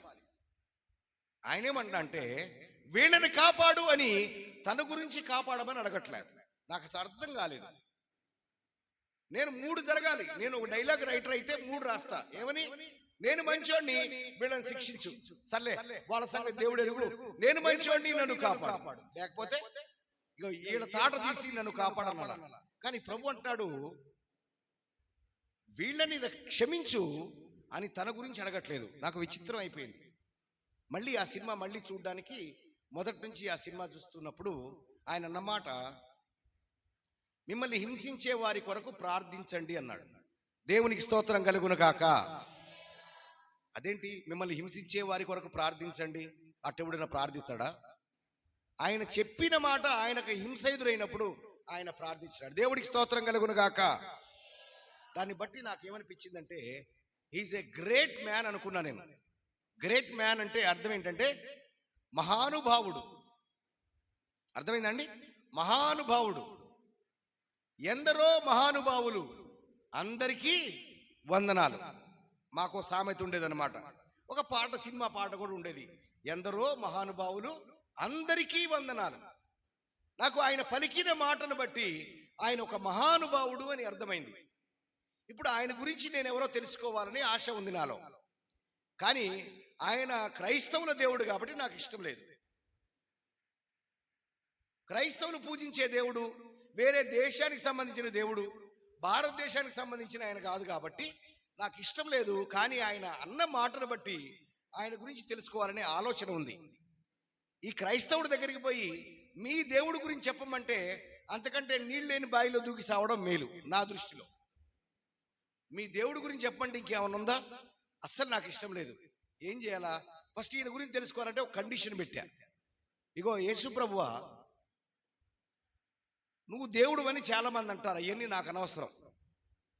నీలో ఏదైనా శక్తి ఉంటే, నువ్వు మహానుభావుడు అని అర్థమైంది, కానీ నీలో ఏదైనా శక్తి ఉంటే, నేను 15 సంవత్సరాలుగా లేదా 12-13 సంవత్సరాలుగా ఒక చైన్ స్మోకర్గా ఉన్నా. నేను నీలో శక్తి ఉంటే ఈ స్మోకింగ్ని నేను మానేయాలి, నీ వల్ల అవుతుందా అని అడిగినా. నేను ఏమడిగినా? నేను నీ వల్ల అవుతుందా అంటే, నానేం భక్తిపరుడు కాదు కదా. నేను వెంకటేశ్వర స్వామి భక్తుడిని, నేను కృష్ణ భక్తుడిని, నేను అయ్యప్ప స్వామి భక్తుడిని. ఆయన దగ్గర నాకు గౌరవం ఉంటుంది, కానీ యేసు దగ్గర నాకేం గౌరవం ఉంటుంది? నీ వల్ల అవుతుందా అని అడిగిన. 2వ రోజుకి నేను స్మోకింగ్ మానేసా. దేవుడికి స్తోత్రం కలుగును గాక. హల్లెలూయా. వారం తర్వాత స్మోకింగ్ చూసేవాడిని చూస్తేనే నాకు వెగుటు వచ్చేసింది. ఆశ్చర్యపోయా నేను. వామ్మో, ఆయన మహానుభావుడు, అట్ ద సేమ్ టైము ఇంత శక్తిమంతుడా. హల్లెలూయా. ఇప్పుడైనా నేను ఆ క్రైస్తవుడి దగ్గరికి పోయి మీ ప్రభు గురించి చెప్పాలిగా. చింత చచ్చినా పులుపు చావలే. యేసు ప్రభు మహానుభావుడైనా, యేసు ప్రభు శక్తిమంతుడైనా ఓ క్రైస్తవుడి దగ్గరికి పోయి మీ దేవుడి గురించి చెప్పడానికి నాకు మనసు లేదు. ఏం చేయాలి? సౌదీ అరేబియా దేశం అది. ఎక్కడ కూడా సిలువ గుర్తు కనపడదు. ఒకవేళ సిలువ గుర్తు ఎవడు పట్టుకుంటే వాడినే ఆ సిలువకు సిలువేసేస్తారు. సౌదీ అరేబియాలో బైబిళ్ళు కనపడవు. బైబిల్ కనపడితే ఎప్పుడో సావడం ఎందుకు, ఇప్పుడే బొంద పెట్టేస్తారు. భయంకరమైన దేశం. మరి నాకు బైబిల్ ఎవరు ఇస్తారు? ఇట్లా రోడ్డు మీద వచ్చేప్పుడు 4-5 చర్చిలు కనపడితే రాత్రిపూట నేను కూడా ముసిగేసుకొని పాస్టర్ గారి దగ్గర పోయి బైబిల్ తెచ్చుకొని చదువుతానేమో. అట్లా కూడా లేదు ఛాన్స్. అప్పుడు ఎట్లా ఇస్తారు నాకు బైబిలు? అప్పుడు ఇంటర్నెట్లో బైబిల్ డౌన్లోడ్ చేశా. దేవుడికి స్తోత్రం కలుగును కాక. నేనేం చేసినా బాగా చేయాలనుకునే తత్వం నాకుందన్నమాట. మత్తయి సువార్త నుంచి ప్రకటన గ్రంథం వరకు మొత్తం డౌన్లోడ్ చేశా. ఇంత పెద్ద కట్ట తయారు చేసుకున్నా. దేవుడికి స్తోత్రం కలుగును కాక. హల్లెలూయా. నా టైం బాగుందో ఏం జరిగిందో కానీ నేను మత్తయి సువార్త నుంచే మొదలెట్టా. మొత్తం బైబిల్ అంతా డౌన్లోడ్ చేసి ఇంత ప్రింట్ చేశా. ఆ దేశంలో ఇంత పేపర్ ప్రింట్ చేస్తే ఆ నెట్వర్క్ అడ్మినిస్ట్రేటర్కి తెలిసిపోద్ది. ఇప్పుడు కట్ట తెచ్చి పెడతారు కదండి. కట్ట మింగేస్తే ఎవడు మింగినాడో చూస్తాడా లేదా? ఈ పేపర్లన్నీ ఎవడు వాడాడో చూస్తే కృష్ణ కృష్ణ కృష్ణ కృష్ణ అని పడుతుంది. ఈడు ఏం డౌన్లోడ్ చేశాడంటే బైబిల్ అని కనపడితే నన్నే బొంద పెట్టేస్తారు ఆ దేశంలో. అయినా కూడా భయపడకుండా బైబిల్ డౌన్లోడ్ చేశా. చదువుతుంటే అర్థం కావట్లా. మరి ఎట్లా? మళ్ళీ ఆయన దగ్గర పోయి మీ బైబిల్ నేర్పమని చెప్తామా? అంతకంటే సిగ్గు అవమానం ఇంకోటి లేదు. మరి ఎట్టా? అప్పుడేం చేశానంటే ఆడియో బైబిల్ వినడం మొదలెట్టా. దేవుడికి స్తోత్రం కలుగును గాక. హల్లెలూయా. ఆ ఆడియో బైబిల్లో ఎట్లుందంటే సైతానికి ఒక స్వరం, యేసు ప్రభువుకు ఒక స్వరం, యెషయా ప్రవక్తకు ఒక స్వరం, హేరోదికి ఒక స్వరం, రకరకాల స్వరాలతో అది audio Bible drama, audio Bible అన్నమాట. చదువు రాకపోయినా కూడా అద్భుతంగా అర్థం చేసుకోగలిగిన ఆడియో బైబిల్ అది. దేవుడికి స్తోత్రం. ఫెయిత్ కమ్స్ త్రూ హీరింగ్ అని ఒక వెబ్సైట్లో ఈ ఆడియో బైబిల్ డౌన్లోడ్ చేశా. చేయడం మొత్తం మత్తయి సువార్త నుంచి ప్రకటన గ్రంథం వరకు డౌన్లోడ్ చేశా. నా కారులో ఆ సినిమా పాటల్ని పక్కన బీకి ఈ ఆడియో బైబిల్ పెట్టా. దేవుడికి స్తోత్రం. ఒక్క రోజులో మత్తయి సువార్త 5-6 సార్లు విన్నా. రెండవ రోజు మార్కు సువార్త, మూడవ రోజు లూకా సువార్త, యోహాను సువార్త, 5 రోజుల్లో ఒక్కొక్క సువార్తని 10 సార్లు విన్నా. దేవుడికి స్తోత్రం కలుగును గాక. ఎందుకు అన్నిసార్లు విన్నా అంటే నేను అక్కడ గవర్నమెంట్ జాబ్ చేస్తున్నా, నాకు ఎక్కువ పనేమి లేకుండే. సో నాకు సిటీలో 7-8 చోట్ల నాకు ప్రాజెక్టులు ఉండే అన్నమాట. అన్నిటిపైన నేను లీడర్ కాబట్టి ఏడకపోయానంటే ఆడికి పోయా అని చెప్తా, ఆడికి పోయా అంటే ఏడకపోయా అని చెప్తా, ఆడలేవంటే ఏడున్నా అని చెప్తా. నేను ఏడా ఉండను, నా ఇష్టముల దగ్గర ఉంటా నేను. కాబట్టి నాకు రోజంతా టైం దొరుకుతా ఉండే. ఇప్పుడు ఈ ఆడియో బైబిల్ వింటూ వింటూ వింటూ ఈ మత్తయి, మార్కు, లూకా, యోహాను సువార్తలు 4 సువార్తల్లో నాకు స్పష్టత వచ్చేసింది. 4 రోజులకి నేనే ఒక పాస్టర్ లాగా తయారైపోయినా. అంటే వినుట వలన విశ్వాసం కలుగును కదా, అది క్రీస్తును కూర్చిన మాట కలుగునని తర్వాత రోమీలు రాసిన పత్రికలో నాకు అర్థమైంది. తర్వాత యేసు ప్రభు సువార్త అర్థమైన తర్వాత ఈ సినిమా, నేను చూసిన సినిమాకి ఈ సువార్తలకు కొంత మ్యాచ్ అయిపోయింది. Praise the Lord. తర్వాత ఈ సువార్తను నమ్మిన వాళ్ళు ఈ సువార్తను చెప్పడానికి ఎలా కష్టపడ్డారో ఆ విషయాన్ని అపోస్తల కార్యంలో చూశాక నాకు బహుగా ఆశ్చర్యం అనిపించింది. చంపుతున్నా కూడా భయపడకుండా సువార్త చెప్తున్నారు, బెదిరించినా కూడా సువార్త చెప్తున్నారు, చచ్చిపోతూ కూడా దీవిస్తున్నారు. యేసు ప్రభువుకు మేమేం తీసిపోలేదన్నట్టుగా యేసు ప్రభువు కంటే గొప్పగా బతుకుతున్నారు. దేవుడికి స్తోత్రం కలుగును గాక.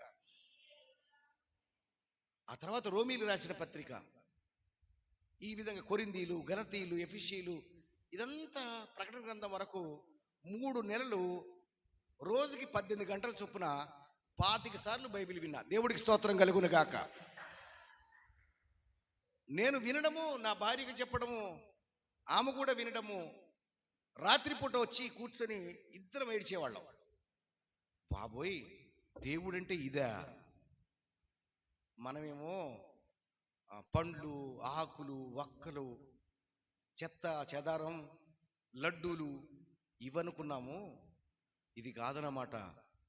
ప్రసాదం అంటే ఏదో తిరుపతి లడ్డు లాంటి ప్రసాదం కాదన్నమాట. ప్రసాదం అంటే నిత్య జీవం అన్నమాట. దేవుడికి స్తోత్రం కలుగునగాక. హల్లెలూయా. ఈ భూమి మీద దేవుడు ఎందుకు కావాలో అర్థమైపోయింది. నేను నా భార్య చర్చించుకున్నాం. నపుంసకుడి దగ్గరికి పోయి ఫిలిపు వాక్యం చెప్పినప్పుడు నపుంసకుడే బాప్తిజం ఇమ్మని అడిగాడు కదా. అంత దూరం పోయి సేవ చేయడానికి వెళ్ళిన సేవకుడు, ఇగో నీకు వాక్యం చెప్పా కదా, నిన్ను ముంచుతారా అని చెప్పలేదుగా. మామూలుగా ఏం చెప్పాలా? ఫిలిపే పోయి, రే నేను ఆడో పరిచర్య చేస్తున్నా, ఏడా సమరయ్య అనే ఊరిలో పరిచర్య చేస్తున్నా, ఏడో పని చేస్తుంటే ఆ పనంతా వదులుకొని నీ దగ్గరికి గాజారణ్యంలో వచ్చా. నీకు అర్థం కాకపోతే నేను వాక్యం చెప్పా, నీ రథం పక్కన కూర్చొని నీ మొత్తం విషదపరి చెప్పా. ఇప్పుడు బాప్తిజం తీసుకుంటావా సత్తవా అని ఫిలిప్ అడగట్లా. అడుగుతున్నాడు ఫిలిప్, కానీ నపుంసకుడు అడుగుతున్నాడు. రథమాపు అయ్యా, చిత్తం ఆపాడు. ఫిలిప్ గారు అవిగో నీళ్లు. సార్, బాప్తిజం ఇవ్వడానికి ఇంకేంటి సార్ ఆటంకం అని నపుంసకుడు అడిగితే ఫిలిప్ ఒక కండిషన్ పెట్టాడు. ఏంటా కండిషన్? గుర్తుందా ఎవరికైనా? యేసు ప్రభువు దేవుని కుమారుడని నీవు నమ్మినేడలా నీవు బాప్తిజం పొందొచ్చు అన్నాడు. దేవుడికి స్తోత్రం కలుగునుగాక. హల్లెలూయా. నేను క్రైస్తవుల్లో పెరిగింటే 30 సంవత్సరాల తర్వాత ముదిరినా కూడా బాప్తిజం తీసుకొని జనాలు నాకు పరిచయం, వాడితో నేను కూడా అప్పుడు తీసుకుందామనే అనుకునేవాడినేమో. నేను క్రైస్తవుల్లో పెరిగితే పాస్టర్ గారి క్యాలెండర్ మీద రోజుకో వాక్యం ఉంది, ఆ వాక్యం చదివేయచ్చులే, 3 నెలల్లో 25 సార్లు బైబిల్ చదవడం ఎందుకులే అనుకునేవాడినేమో. మనకేమో తెలియని మేడం. కొత్త బిచ్చగాడట, పొద్దెరగడట, కోతికి కొబ్బరికాయ దొరికితే పండగట. అటువంటి పరిస్థితిలో ఉన్నా నేను. బైబిల్లో ఏముంటే అదే చేయాలనే అభిప్రాయం కలిగింది. దేవుడికి స్తోత్రం కలుగును గాక. పౌలు అంటాడు, దేవుడు నాకు దర్శనమైన తర్వాత మనిషిని ఎవ్వడిని నేను సంప్రదించలేదు. దేవుడికి స్తోత్రం కలుగును గాక. I never ever spoke to any human. Praise the Lord, hallelujah. అరేబియాకి వెళ్ళి తిని తర్వాత మూల స్తంభాలు ఎవరు ఉన్నారో అప్పుడు వచ్చి వాళ్ళతో మాట్లాడా నేను. ఎన్నికైన వారు నాకెవ్వరు కూడా బోధించలేదు. దేవుడికి స్తోత్రం కలుగును కాక. బాబోయ్, అయ్యంతా నాకు ఫీలింగ్ కలుగుతా ఉంది. ఆ 3 నెలల తర్వాత ఆ ఫ్రెండ్ దగ్గరికి వెళ్ళి మీ పాస్టర్ గారిని పరిచయం చేయమని పరిచయం చేశారు. ఏమండి, మాకు బాప్తిజం ఇవ్వమని అడిగా. ఎంతకాలమైంది ప్రభువుని నమ్మి అని అడిగారు. నేను 3 నెలలు అయిందండి అన్నా. ఆయన అనుకున్నాడు నేనేదో కోటరీ వ్యక్తిని అనుకున్నాడు. ముస్లిం దేశం కదా, మరి వీళ్ళు సేవ చేస్తానంటే పట్టుకోవడానికి ఏమన్నా ఎర్రేసిన చేపేమో అని ఆయన భయపడుతున్నాడు. నాకు అర్థమైంది సార్, బైబిల్లో క్రైస్తవులకు హింస ఉంటుంది, నాకు అర్థమైంది, పర్వాలేదు సార్ అని నా సాక్ష్యాన్ని వివరించాక ఆయన మనసులో బలం తెచ్చుకొని బాప్తిజం ఇవ్వాలని నిర్ణయించుకున్నాడు. నేను బాప్తిజం తీసుకుంటున్నా, నా భార్య బాప్తిజం తీసుకుంటున్నా అని నాకు సువార్త చెప్పిన ఆయన భార్య కూడా బాప్తిజం తీసుకుంది. దేవుడికి స్తోత్రం కలుగును గాక. హల్లెలూయా. తన భార్యనే మార్చుకోలేకపోయినాడు, కానీ నాకు సువార్తనిచ్చినాడు. దేవుడికి స్తోత్రం కలుగును గాక. దేవుడు విచిత్రమైన దేవుడు నాకు కనపడ్డాడు. దేవుడికి స్తోత్రం కలుగును గాక. ఈ విచిత్రమైన దేవుడు చేసే విచిత్ర కార్యాలకి ఇప్పటికి 13 సంవత్సరాలు అయిపోయింది. దేవుడికి స్తోత్రం. వాస్తవానికి ఆయన ఏమనుకోవాలని, నా భార్యకే దిక్కు లేదు నాయన, ఎవడికో పోయి నేను సువార్త చెప్పడం ఏంటి అనుకోలేదు ఆయన. ఈయన హిందూ మతోన్మాదిలాగున్నాడు, వీనికి నేను సువార్త ఏం చెప్తాలే అని వదిలేయలేదు. నన్ను నా కాలేజీ జీవితంలో ఎవడని చూస్తే ఫస్ట్ ర్యాంక్ రా, వీడు నరకంలో పోయే వాళ్ళు అందరికంటే వీడు ఫస్ట్ ర్యాంక్లో అనేటట్టు ఉండేది నా బ్రతుకు. ఎవడైనా క్రైస్తవుడు చూస్తే వీడికి ఫస్ట్ గోల్డ్ మెడల్ ఇవ్వచ్చు, నరకంలో పోయే వాళ్ళలో ఫస్ట్ ఈడే ఉంటాడు, అటు ఉండేది నా జీవితం. కానీ నా ప్రభువు నన్ను అలా అనుకోలేదు. దేవుడికి స్తోత్రం కలుగును కాక. మనుషులు అనుకోవచ్చు, సేవకులు అనుకోవచ్చు, నానా ప్రజలు నానా విధాలుగా అనుకోవచ్చు, నాలో ఒక గొప్ప పరిచయం చేసేవాడిని దేవుడు నాలో చూశాడు ఆ రోజే. దేవుడికి స్తోత్రం కలుగును గాక. ఎర్ర సముద్రంలో నవంబర్ 6, 2011 బాప్తిజం తీసుకున్నాను. దేవుడికి స్తోత్రం కలుగును గాక. అంటే ఆ డేట్ చెప్తే ఇంకా మీ ముందు నేను ఒక చిన్న పిల్లవాడిని, అంటే ఆ క్రిస్టియన్ లైఫ్లో. కానీ దేవుడు నన్ను దేశ విదేశాలు తిప్పి గొప్ప పరిచర్య జరిగించాడు. దేవుడికి స్తోత్రం.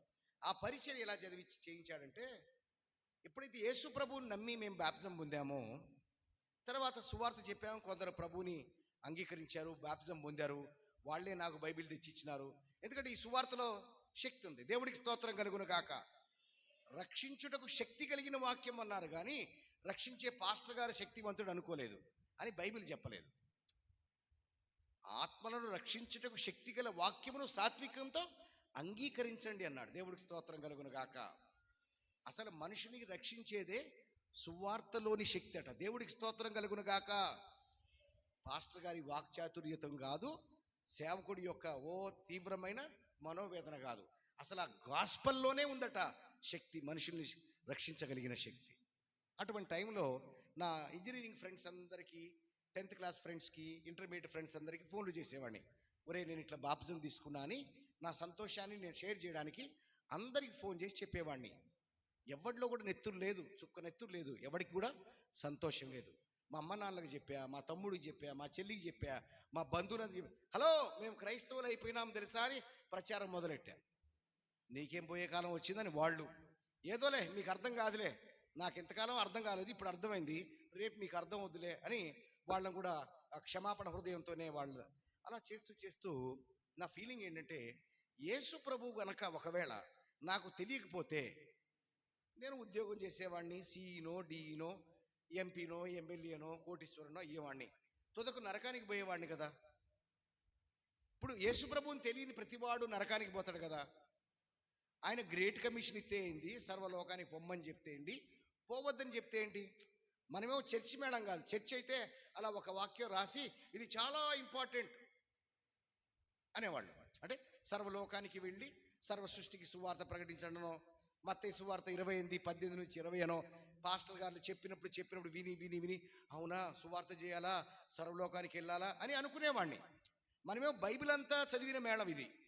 బైబిల్లో ప్రతి వాక్యం కూడా నాకు సమానమైన కన్నుతో చూస్తా. అడుగుడి మీకు ఇవ్వబడును అనేది నాకు ఒకలాగే కనపడుతుంది. మీ శరీరాన్ని సజీవంగా చేయండి అనే దాన్ని కూడా ఒకలాగే కనపడుతుంది. అడుగుడు ఇవ్వమంటే యేసుప్రభు చొక్కా కూడా లాగేసి అడిగి నేను పొందేసుకొని సజీవయాగంగా అయ్యింటే తూచి నువ్వెవరో నాకు తెలియదు అనే టైప్ కాదు మనం. దేవుడికి స్తోత్రం కలుగును కాక. చర్చిల్లో అనుకూలమైన నెత్తిని పెట్టుకుంటారట, అనుకూలం కాటిని పాతాళాలు తొక్కేస్తారట. అట్లాంటి మేళం మంది కాదు. ఇప్పుడు సువార్త చెప్పడానికి ఒక న్యాచురల్ ఫినామినా, న్యాచురల్ ఫీలింగ్, ఒక మానవత్వంతో సువార్త మొదలెట్టా. దేవుడికి స్తోత్రం కలుగును గాక. ఎట్ట చెప్పేవాడంటే ఈ సువార్త చెప్పకపోతే ఇక నేను ఊపిరి పీల్చనంత స్థాయిలో తీసుకెళ్ళాడు. పొద్దున్నే ఆఫీస్ బయలుదేరేప్పుడు, ఏసయ్య ఈరోజు నేను సువార్త చెప్పాలి, నువ్వేం చేస్తావో నాకు తెలియదు. సౌదీ అరేబియా దేశం, నాకు అవన్నీ కాదు. అపోస్తల కార్యంలో యెరూషలేములో సువార్త చెప్పొద్దన్నా కూడా పేతురు చెప్పినాడు కదా.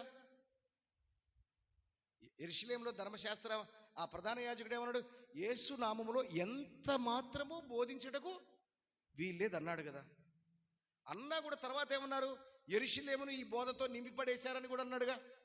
ఒక్కడే చెప్పొద్దన్నాడు, మళ్ళీ వాడే వచ్చి మీరే నింపిన అంటే వీళ్ళు మాట వినలేదు కదా. ఇప్పుడు సౌదీ అరేబియా కూడా అట్లాంటిదే. నేను ఎందుకు భయపడాలా?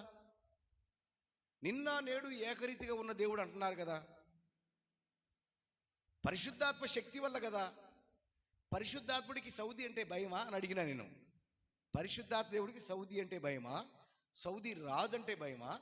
ఎవడికి భయం? పరిశుద్ధాత్మ దేవుడు ఉంటే మనుషులకు భయం. నాకు భయం లేదు ప్రభువా, నేను పరిశుద్ధాత్మతో ఉన్నవాడిని. సువార్త చెప్పకపోతే ఆఫీస్కి పోను, నీ ఇష్టం అనేవాడిని. ఫోన్ వస్తుండేది, మా బాస్ ఫోన్ చేస్తుండేవాడు జస్ట్ ఎక్కడున్నావు అని అడగడానికి. నేను ఆయన ఫోన్ ఎత్తేవాడిని కదా. ప్రభువా వాడు ఫోన్ చేస్తున్నాడు, నువ్వు సువార్త చెప్పిస్తావా సత్తావా?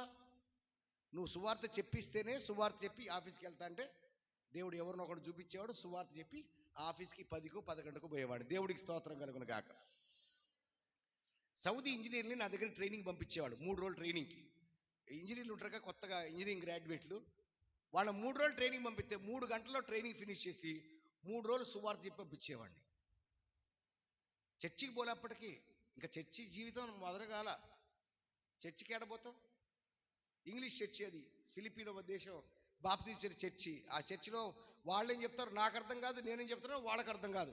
అది ఇంగ్లీషు, అది వాళ్ళ దేశపు ఇంగ్లీష్, మనకు అంత ఈజీగా అర్థం అవ్వదు. వెళ్ళినా కూడా సుఖం లేదు, ఏం అర్థం అవ్వదు. నాకు బైబిల్ చదివితేనే అర్థం అవుతుంది, బైబిల్ వింటే అర్థం అవుతుంది. దేవుడికి స్తోత్రం కలుగును గాక. అటువంటి పరిస్థితిలో దేవుడు నన్ను తెలుగు చర్చికి చేర్చినాడు, సంఘానికి చేర్చినాడు. సాక్ష్యం ఇస్తున్నా, సువార్త చెప్తున్నా, వాక్యం ఇదంతా జరుగుతూనే ఉంది. కానీ నేను ఎప్పుడు అత్యంత బాధపడే విషయం ఏంటంటే, వీళ్ళు యేసు ప్రభువుని దేవుడని నమ్ముతారట. దేవుడికి స్తోత్రం కలుగును గాక. హల్లెలూయా. యేసు ప్రభువు లోకరక్షకుడని కూడా నమ్ముతారట. యేసు ప్రభువు రక్తం వల్ల మనుషులకి పాప క్షమాపణ అని కూడా నమ్ముతారట. అసలు యేసు ప్రభు ఈ రక్తం చిందించడానికే తను వస్త్రాలు కూడా లేకుండా శిలువ మరణం పొందినాడట. కానీ వీళ్ళు ఎంత భజన చేసినా యేసుకి, యేసు ఏం చేశాడో వీళ్ళు చేయరట. నాకు బహు విచిత్రంగా అనిపిస్తుంది. ఈ రోజు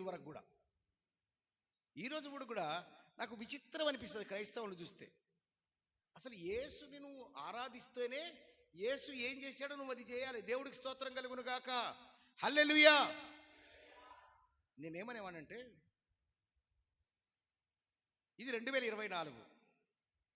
ఇప్పుడు మనకి ఇక్కడ ఏసీ లేదు. మళ్ళీ ఏసీ చర్చికి పోతామని అనబాకండి, మళ్ళీ పాస్టర్ గారు బాధపడతారు. ఇక్కడ ఏసీ లేదు. ఒక 20 సంవత్సరాల కిందకి వెళ్దాం, ఏసీ ఎవరికీ లేదు కదా, ఏసీ ఎవరికీ లేదు. ఇంకో 20 సంవత్సరాల ముందుకు వెళ్దాం, కరెంటే ఎవరికి లేదు. రైట్? అంతకుముందు 20 సంవత్సరాల ముందుకు వెళ్దాం, అసలు సైన్సే లేదు. అంతకంటే ముందు ఎవరు ఎట్టున్నారో మనకు తెలియదు. దేవుడికి స్తోత్రం కలుగును గాక.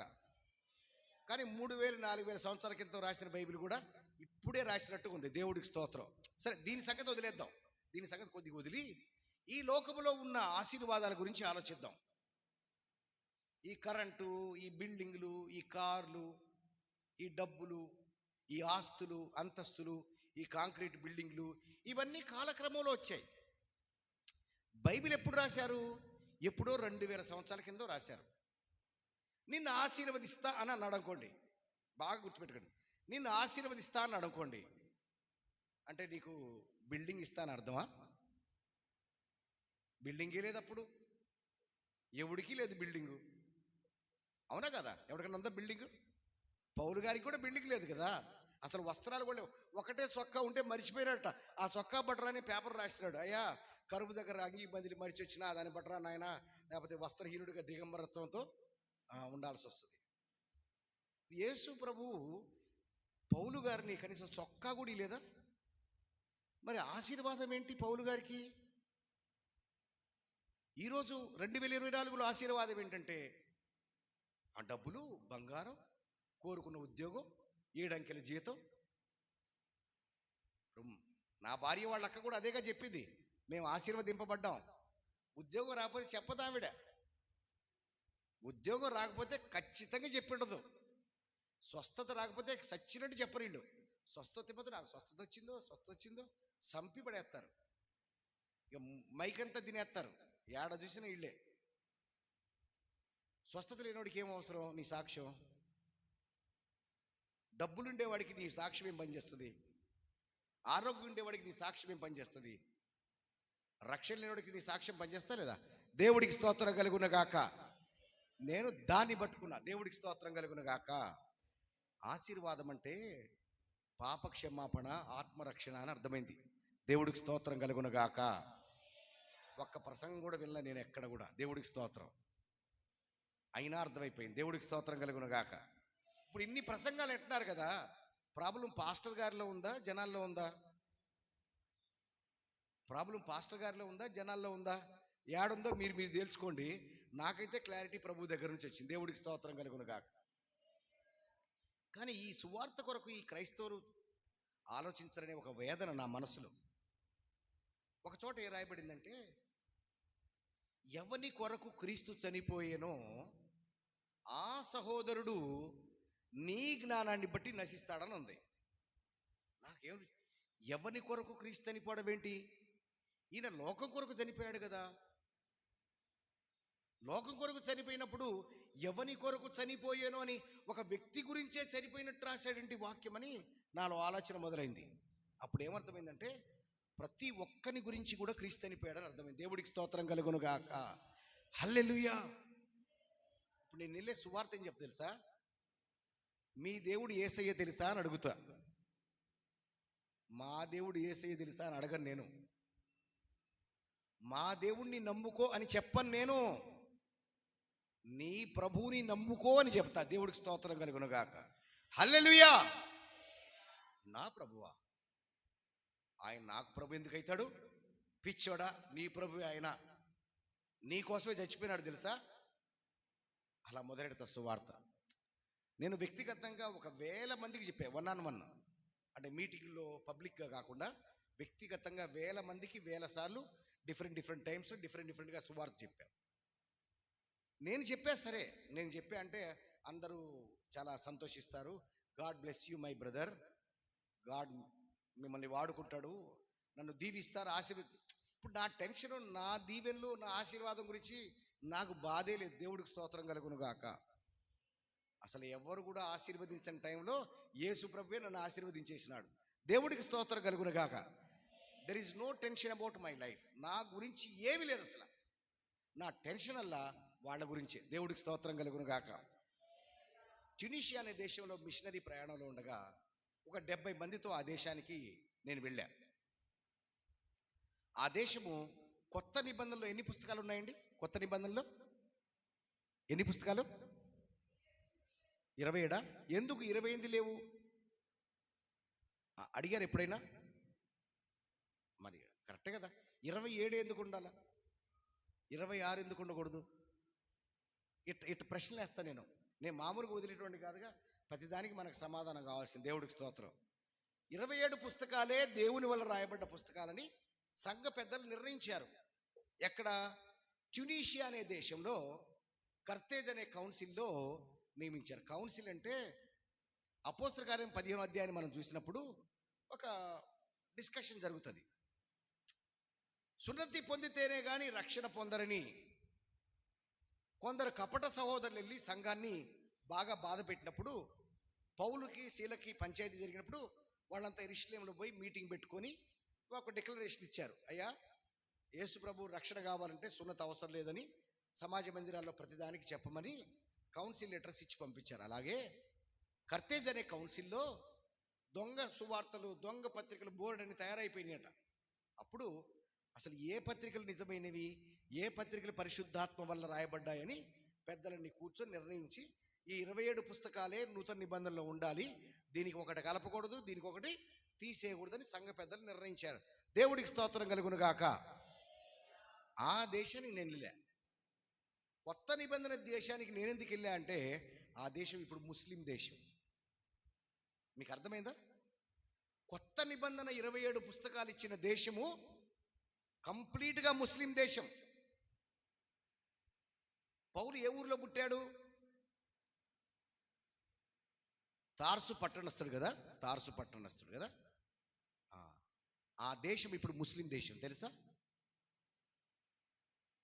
లుస్త్రా, దుర్బే, ఈకునియా, పొంతు, గలతియా, ఆసియా, కపదోపియా, స్ముర్ణ, ఎఫెసు, కొలసియా, లబోదకయ, హిరాపోలిస్, ఈ ప్రాంతాలంతా ముస్లిం దేశం. ఇప్పుడు మహానుభావుడు బైబిల్ ఇచ్చి నన్ను నింపి ఆ దేశం మాత్రం ఇప్పుడు ముస్లిం దేశం. బాప్తిజం ఎక్కడ తీసుకున్నాడు యేసు ప్రభు వారు? యోర్దాన్ దేశం కదా, ఆ దేశం ఇప్పుడు ముస్లిం దేశం.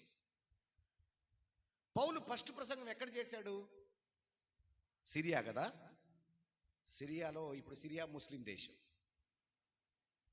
తెలుసా అండి? ఇవన్నీ నాకు తెలిసాక గుండెలు పగిలేలా ఏడ్చా. దేవుడికి స్తోత్రం కలుగును గాక. అప్పటి వరకు నా ఉద్వేగం నేను సువార్త చెప్పాలి అనే తంతే కానీ అసలు దేవుడికి ఏం కావాలో అర్థం చేసుకోలేకపోయినా నేను. ఇక మిషనరీ ట్రైనింగ్ తీసుకున్నాక అప్పుడు అర్థమైంది దేవుడికి స్తోత్రం కలుగును గాక. అసలు దేవుడికి ఏం కావాలి ఈ భూమి మీద అని. దేవుడికి భూమి మీద ఏం కావాలి చెప్పనా? చెప్పండి, దేవుడికి భూమి మీద ఏం కావాలి చెప్పండి ఒకసారి. చెప్పగలరా ఎవరన్నా? ఒక సంఘం కావాలి. ఒకటేనా సార్? ఒక్కటే కావాలా? మరి కాళహస్తిలో 25 ఉన్నాయంటగా సేవకులు చెప్పారు. 25 సంఘాలు ఉన్నాయి, నేను వచ్చిన కొత్తలో 2 సంఘాలు ఉన్నాయని. మరి దేవుడికి ఒకే ఒక సంఘం కావాలట. ఎట్టయితే ఈ 25ని కలిపేద్దామా? ఒప్పుకుంటారంటారా? ఏమో తెలియదు. ఇప్పుడు ఒప్పుకోరులే, అప్పుడు ఒప్పుకుంటారు. అప్పుడు రానుండి వదిలేసి వెళ్ళిపోతాడు. నువ్వు రావు కదా, బాయ్ బాయ్, జాయ్ జాయ్ అంటాడు. యేసు ప్రభువుకి ఈ భూమి మీద కావాల్సింది ఒకటే ఒక సంఘం. దేవుడికి స్తోత్రం కలుగును గాక. ఆ సంఘములో ప్రతి జాతి నుండి, ప్రతి వంశము నుండి, ప్రతి ప్రజ నుండి, ప్రతి భాష మాట్లాడేవాళ్ళు ఆ సంఘంలోకి రావాలి. దేవుడికి స్తోత్రం కలుగును గాక. సాధారణంగా మనం తెలుగు వాళ్ళం కాబట్టి తెలుగు గురించి ఆలోచిస్తాం, కాళహస్తోళం కాబట్టి కాళహస్తి గురించి ఆలోచిస్తాం, ఇంకా భారం ఎక్కువైపోతే ఆంధ్ర గురించి ఆలోచిస్తాం, ఇంకా ఎక్కువైతే భారతదేశం గురించి ఆలోచిస్తాం. అంతకంటే మన ఆలోచన ముందుకు పోలే. కానీ మిషనరీలకు అట్టుండదు. విలియం కేరీ గారు భారతదేశానికి వచ్చేటప్పుడు ఆయన భారతీయుడే కాదు, భారతదేశానికి ఎందుకు వచ్చినట్టు? ఆయనకి ఇంగ్లీష్ తప్ప వేరే భాష రాదు, 40 భాషలో ఎందుకు తర్జుమా చేసినట్టు? మిషనరీలు అంటే వాళ్ళు చాలా ఉన్నతమైన ఆలోచన కలిగి, ఉన్నతమైన దర్శనం కలిగిన వాళ్ళు. దేవుడికి స్తోత్రం కలుగును కాక. వాళ్ళకు యూదుడు, గ్రీసు దేశస్థుడు, సౌదీ అరేబియా, ఇండియా, మా తెలుగోడు, మా అమ్మ, మా నాన్న, మా తమ్ముడు, మా పాస్టరు, మా చర్చి, మా డినామినేషన్ అనే సెంటిమెంట్ ఉండదు. దేవుడికి స్తోత్రం కలుగును గాక. సెంటిమెంట్ ఎందుకు ఉంటుందంటే విచ్చలవిడిగా తిరగడానికి అవసరం కాదు, విపరీతమైన వైరాగ్యంతో బతకడానికి. దేవుడికి స్తోత్రం కలుగును గాక. నేను మీకు ఒక్క మాట చూపిస్తాను. రోమీలకు రాసిన పత్రిక 15వ అధ్యాయం 13వ వచనం ఒకసారి చూడండి. రోమీలకు రాసిన పత్రిక 15వ అధ్యాయం 13వ వచనం.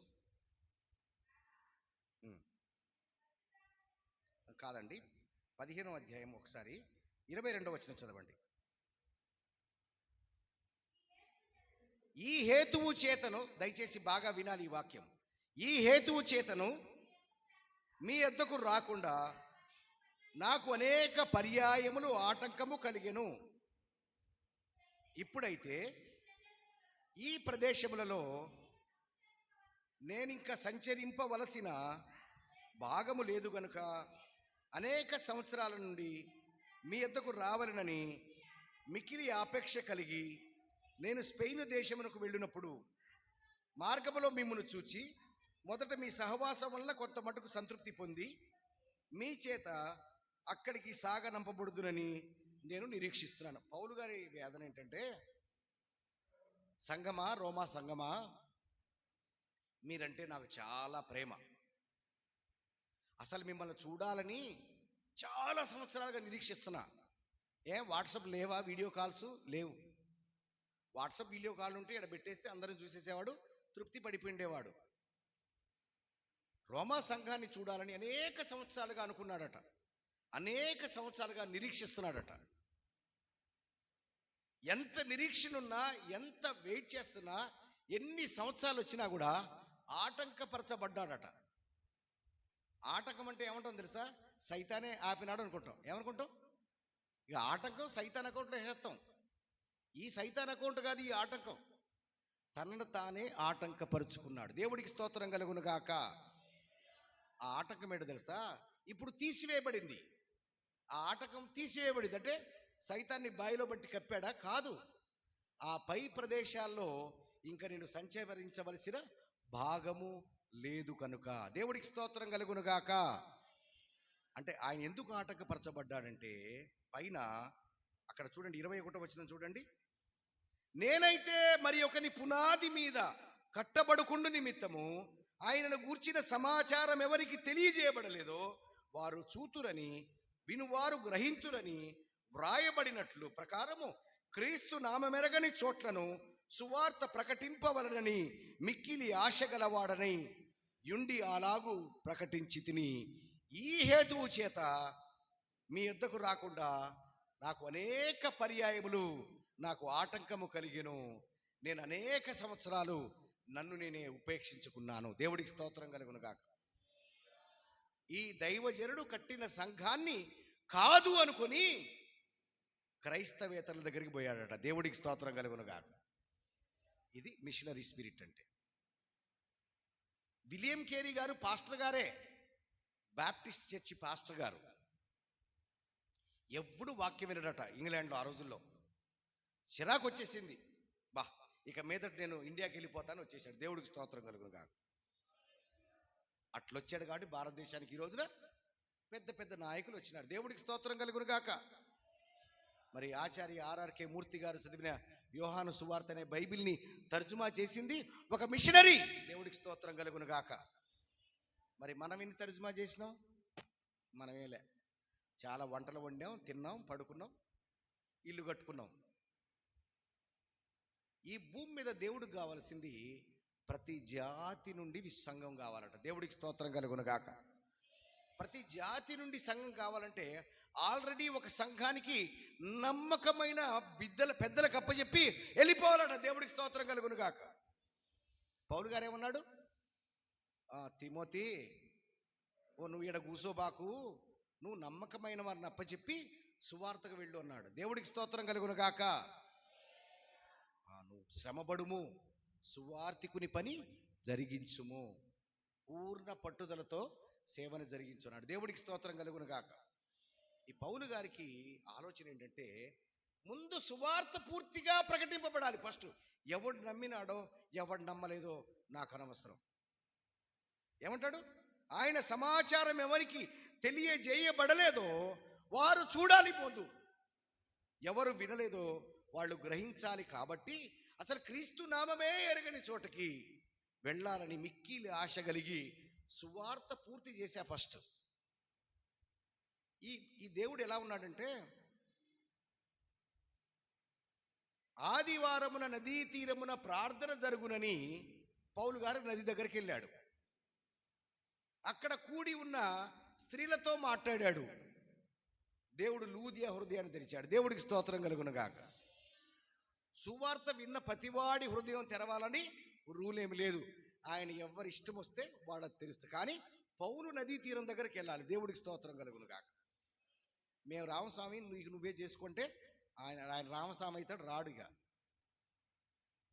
దేవుడు కండిషన్ ఏంటంటే అబ్రహాము తన ఇంటిని విడిస్తేనే ఆశీర్వాదం అవుతుంది. దేవుడికి స్తోత్రం కలుగును గాక. శిష్యులను పంపిస్తేనే ఆ పని పూర్తి చేయగలడు. సర్వాధికారి సర్వశక్తిమంతుడైన దేవుడైనా కూడా మనుషుల పని లేకుండా ఆయన పూర్తి చేయడు. దేవుడికి స్తోత్రం కలుగును గాక. అసలు రక్షణ కూడా ఒక దైవ మానవుడు లేకుండా పూర్తి చేయలేదు. దేవుడికి స్తోత్రం కలుగును గాక. సర్వశక్తుడైన దేవుడే, కానీ కుమారుడి మీద ఆధారపడాల్సి వచ్చింది. కుమారుడైన దేవుడే, పరిశుద్ధాత్మ లేకపోతే వర్కౌట్ కాదు. పరిశుద్ధాత్మే గనక లేకపోతే పేతురు చేపలు లోడ్ల మీద లోడ్లు అమ్మి కూర్చునేవాడు. చేపలకు పోయాడు కదా. మళ్ళీ పరిశుద్ధాత్మ లేకపోతే ఎంత ట్రైనింగ్ అయినా కూడా మళ్ళీ చేపలు పట్టుకొని బతికేవాడు. యేసుప్రభు వారు సత్యమట, పరిశుద్ధాత్మ దేవుడు సర్వసత్యమట. అర్థమైందా? మన దేవుడి మైండ్ సెట్టే కలిసి పని చేయడం, కలుపుకొని చేయడం. దేవుడికి స్తోత్రం కలుగును గాక. అందుకే దేవుడు మనుషుల్ని పిలిచి కలుపుకొని తన పనిస్తున్నట్ట. దేవుడికి స్తోత్రం కలుగును గాక. ప్రయాసపడి భారం మోయిచున్న సమస్త జిల్లారా, మీరు నా యొద్దకు రండి, మీకు విశ్రాంతి కలగజేస్తాను. Thank you sir. ఆగు 29 కూడా చదువు. మనోళ్ళు ఒక్క వాక్యమేగా. ఎక్కడ సార్? రోజులో ఒక్క వాక్యం, ప్రసంగంలో ఒక్క వాక్యం, క్యాలెండర్ మీద ఒక్క వాక్యం. ఆ వాక్యం కూడా మనకు అనుకూలమైన వాక్యమే వెళ్ళిపోతారు. అరే, వాక్యం పూర్తిగా ఏం చెప్తుందో కూడా ఆలోచించరు. ముందు ప్రయాసపడి భారం మోయిచున్న ప్రపంచంలోని సమస్త జనులారా, నా యొద్దకు రండి, నేను సాత్వికుడను, దీన మనసు గలవాడను, నా కాడి మీ మీద ఎత్తుకోండి, అప్పుడు మీకు విశ్రాంతి కలుగుతుంది. దేవుడికి స్తోత్రం కలుగును గాక. 28లో విశ్రాంతి ఇస్తా అన్నాడు, 29లో ఎప్పుడు విశ్రాంతి వస్తుందో చెప్పాడు. దేవుడికి స్తోత్రం. ప్రసంగం పూర్తిగా ఇంటే కదా, బైబిల్ పూర్తిగా చదివితే కదా అర్థం అవడానికి. ఎప్పుడు ఆత్రం, ఎప్పుడు టెన్షన్. పౌలు గారట మర్నాడు ఇళ్ళనై ఉన్నట్ట. ఎక్కడికి వెళ్ళిపోతున్నాడు, బాయ్ చెప్తున్నాడు. మరి రాత్రి అంతా మంచిగా పడుకొని పొద్దున్నే సుఖప్రయాణం చేయొచ్చుగా. పడుకోలే, రాత్రంతా వాక్యం చెప్పినాడట. ఆ గదిలో అనేక దీపాలున్నాయి. ఐతుకొనేవాడు నిద్రపోతున్నాడు. నిద్రపోయినా ప్రసంగం ఆపొచ్చుగా. ఇప్పుడు పౌలు గారు ప్రవక్త కదండి. చర్చిలో కొందరు నిద్రపోతున్నారంటే వీళ్ళకి ఎక్కట్లేదని ఆపేయచ్చుగా. వదల్లా. దేవుడికి స్తోత్రం కలుగును గాక. అందరు నిద్రపోయినా పౌలు ప్రసంగం చేస్తాడు. దేవుడికి స్తోత్రం కలుగును గాక. నిద్రపోవడమే కాదు, చచ్చిపోయినా కూడా ప్రసంగం చేస్తాడు. ఆయుతుకునేవాడు పైనుంచి కింద దూకి చచ్చిపోతే టెన్షన్ పడకండి, వాళ్ళలో ప్రాణం ఉందని విస్తారంగా ప్రార్థన చేసి వాడిని బతికిచ్చాకనే వదలొచ్చు కదా. బతికిచ్చాక వదలకుండా మళ్ళీ రాత్రంతా తెల్లవారుదాకా విస్తారంగా వాక్యం చెప్పి అంత అవసరం ఏముంది? వీళ్ళు యేసుప్రభుని నమ్మారు. అర్థమైందండి? వీళ్ళు యేసుప్రభుని నమ్మారు, పాపక్షమాపణ నమ్మారు, బాప్తిసం పొందారు, బలలో పాల్పంపులు పొందారు, పౌలు ద్వారా కట్టబడిన సంఘంలో ఉన్నారు, పౌలు ద్వారా నియమించబడిన పెద్దలు ఉన్నారు. ఈయనకి ఎందుకు టెన్షన్ అంటా నేను? రేపు వెళ్ళిపోరాదు. ఆల్రెడీ రక్షింపబడిన సంఘానికి వాక్యం అంత మొత్తుకోవాలా? మొత్తుకోవాలి. అంటే సంఘంలో వాక్యం చెబితే బయట చెప్పరా? చాలామంది ఏం చెప్తారు తెలుసా? నా సంఘాన్ని కాసేవాళ్ళు ఎవరు లేరు సార్, బయటికి పోతే ఎట్ట సార్, అమ్మో నా చర్చికి మళ్ళీ తిరిగి రాకపోతే వీళ్ళు జంపట నెక్స్ట్ వారానికే. మరి మనం జంప్ అయితే సరే, ఒక వారం పాస్టర్ గారు చర్చికి రాకపోతే చర్చ్ అంతా వెళ్ళిపోతే, అసలు మనమే వెళ్ళిపోతే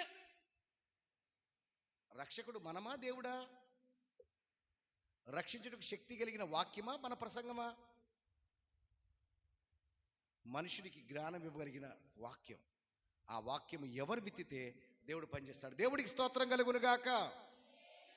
అందుకే పౌలు గారు సంఘం పట్ల ఎంత తీవ్రమైన బాధ ఉందో అన్యజనుల పట్ల కూడా అంతే తీవ్రమైన వేడి కలిగాడు. దేవుడికి స్తోత్రం కలుగును గాక.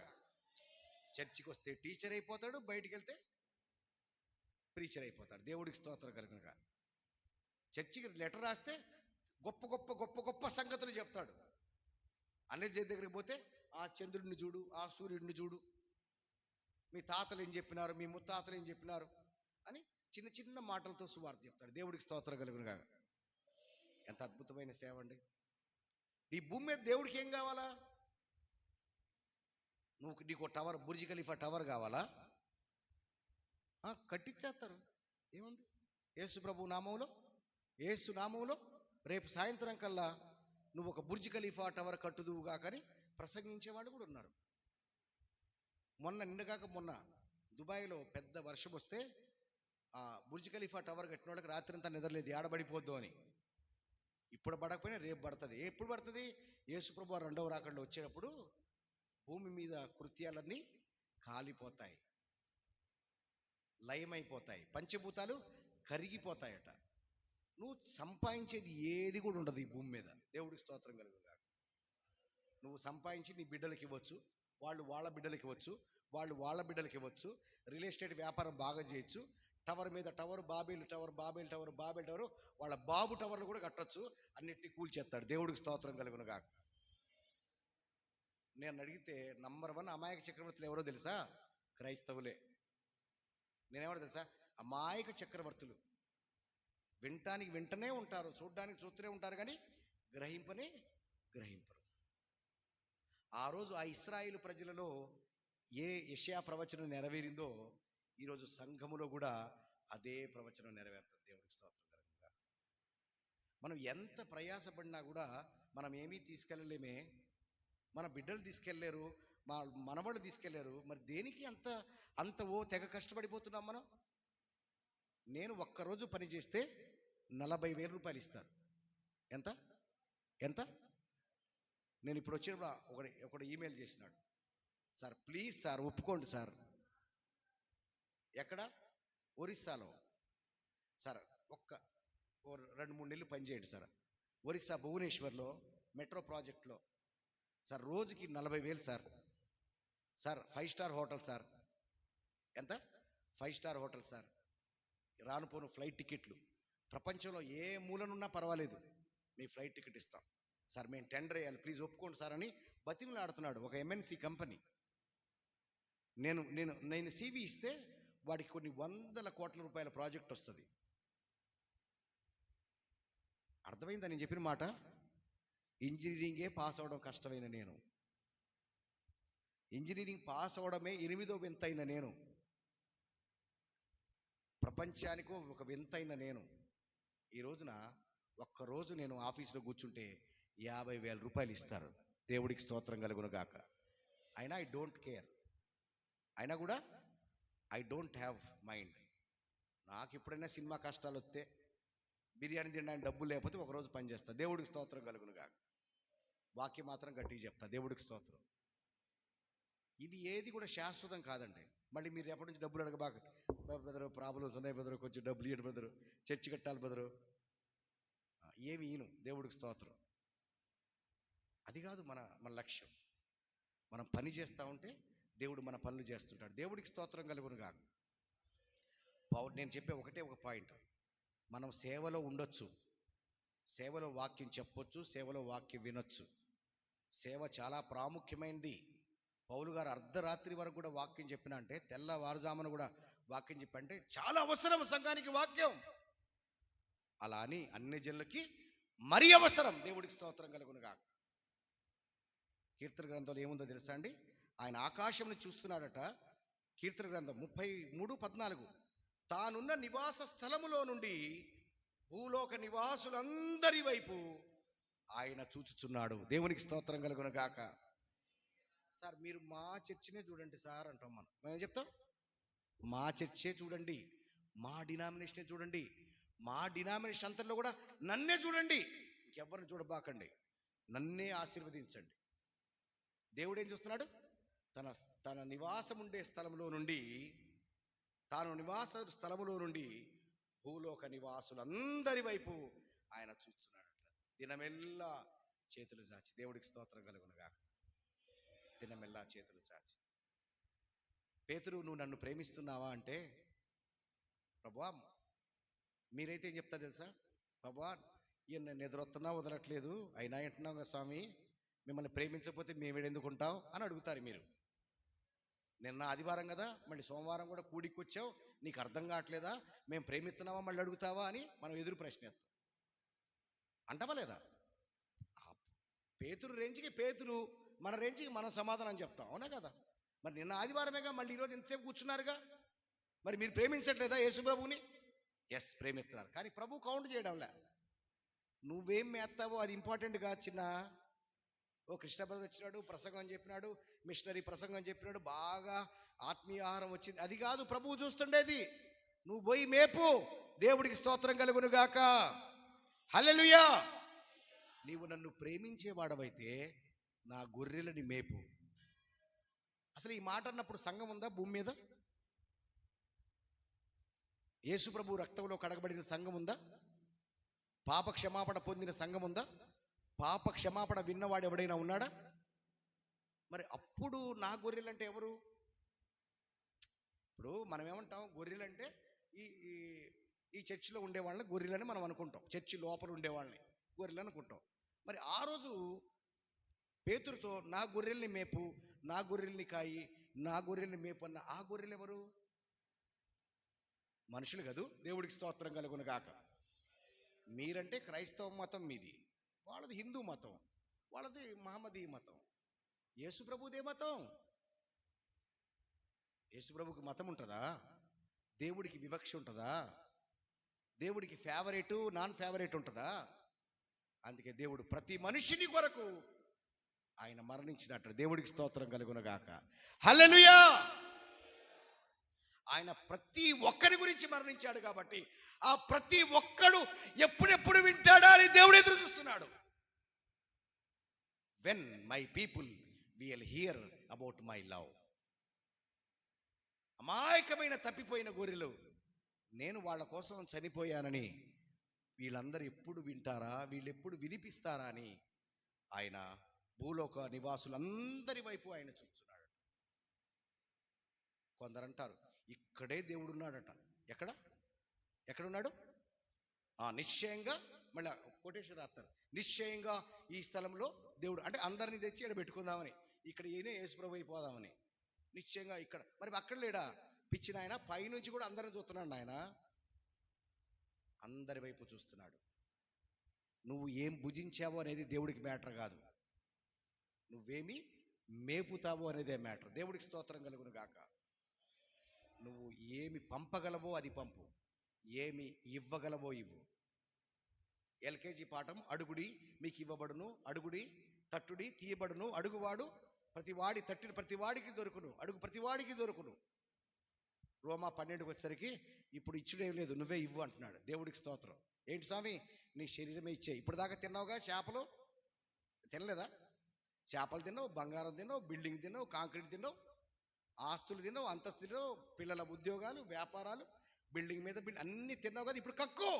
దేవుడికి స్తోత్రం కలుగును గాక. నిన్నటిదాకా తాడు తెచ్చి ప్రార్థన చేసి అది ఇది కావాలని కోరావు కదా, అన్ని అడిగినవన్నీ పొందుకున్నావు కదా. ఇప్పుడు పొందుకున్న నీ శరీరమే నాకు ఇవ్వు. దేవుడికి స్తోత్రం కలుగును గాక. నీ శరీరమును సజీవ యాగంగా చేయి. ఉత్తమమును అనుకూలమును దేవుని సంపూర్ణ చిత్తమేదో తెలుసుకొని మనసు మారి రూపాంతరమగునట్లు మీ శరీరములను సజీవ యాగంగా నాకు అర్పించండి. కాలాన్ని బట్టి చూస్తే బోధకులై ఉండాలి మనం. దేవుడికి స్తోత్రం కలుగును గాక. మళ్ళీ మూల పాఠాలకి మీటింగులు మీటింగులు మీటింగులు మీటింగులు మీటింగులు మీటింగులు కొన్ని వందల కోట్ల బిలియన్ల డాలర్లు ఖర్చు పెడుతున్నాం మనం. నేను ఈ కళ్ళతో 50 దేశాలను చూస్తున్నా, సువార్త లేని దేశాలను. 1000 కిలోమీటర్లు పయనించిన ఒక్క చర్చి కనపడదు. ఎక్కడో ఎందుకండి, జమ్మూ కాశ్మీర్ అనే రాష్ట్రంలో, కాశ్మీర్ రాష్ట్రంలో చాలా మందిరాలు ఉన్నాయి, హిందూ మందిరాలు. చాలా గురుద్వారాలు ఉన్నాయి, సిక్కుల గురుద్వారాలు. చాలా మసీదులు ఉన్నాయి, ఒక్క చర్చి కూడా లేదు తెలుసా? ఎందుకని? అక్కడ క్రైస్తవులు ఎవరైనా ఉంటే కదా చర్చి కట్టడానికి. అర్థమవుతుందా? మీకు అర్థమవుతుందా? చర్చి ఎప్పుడు కడతాడు తెలుసా? కొంతమంది క్రైస్తవులు తయారయ్యాక చర్చి కడతారు. ఆడెవడు క్రైస్తవులు లేడు కాబట్టి దర్శనం ఆడెవరికి రావట్లేదట.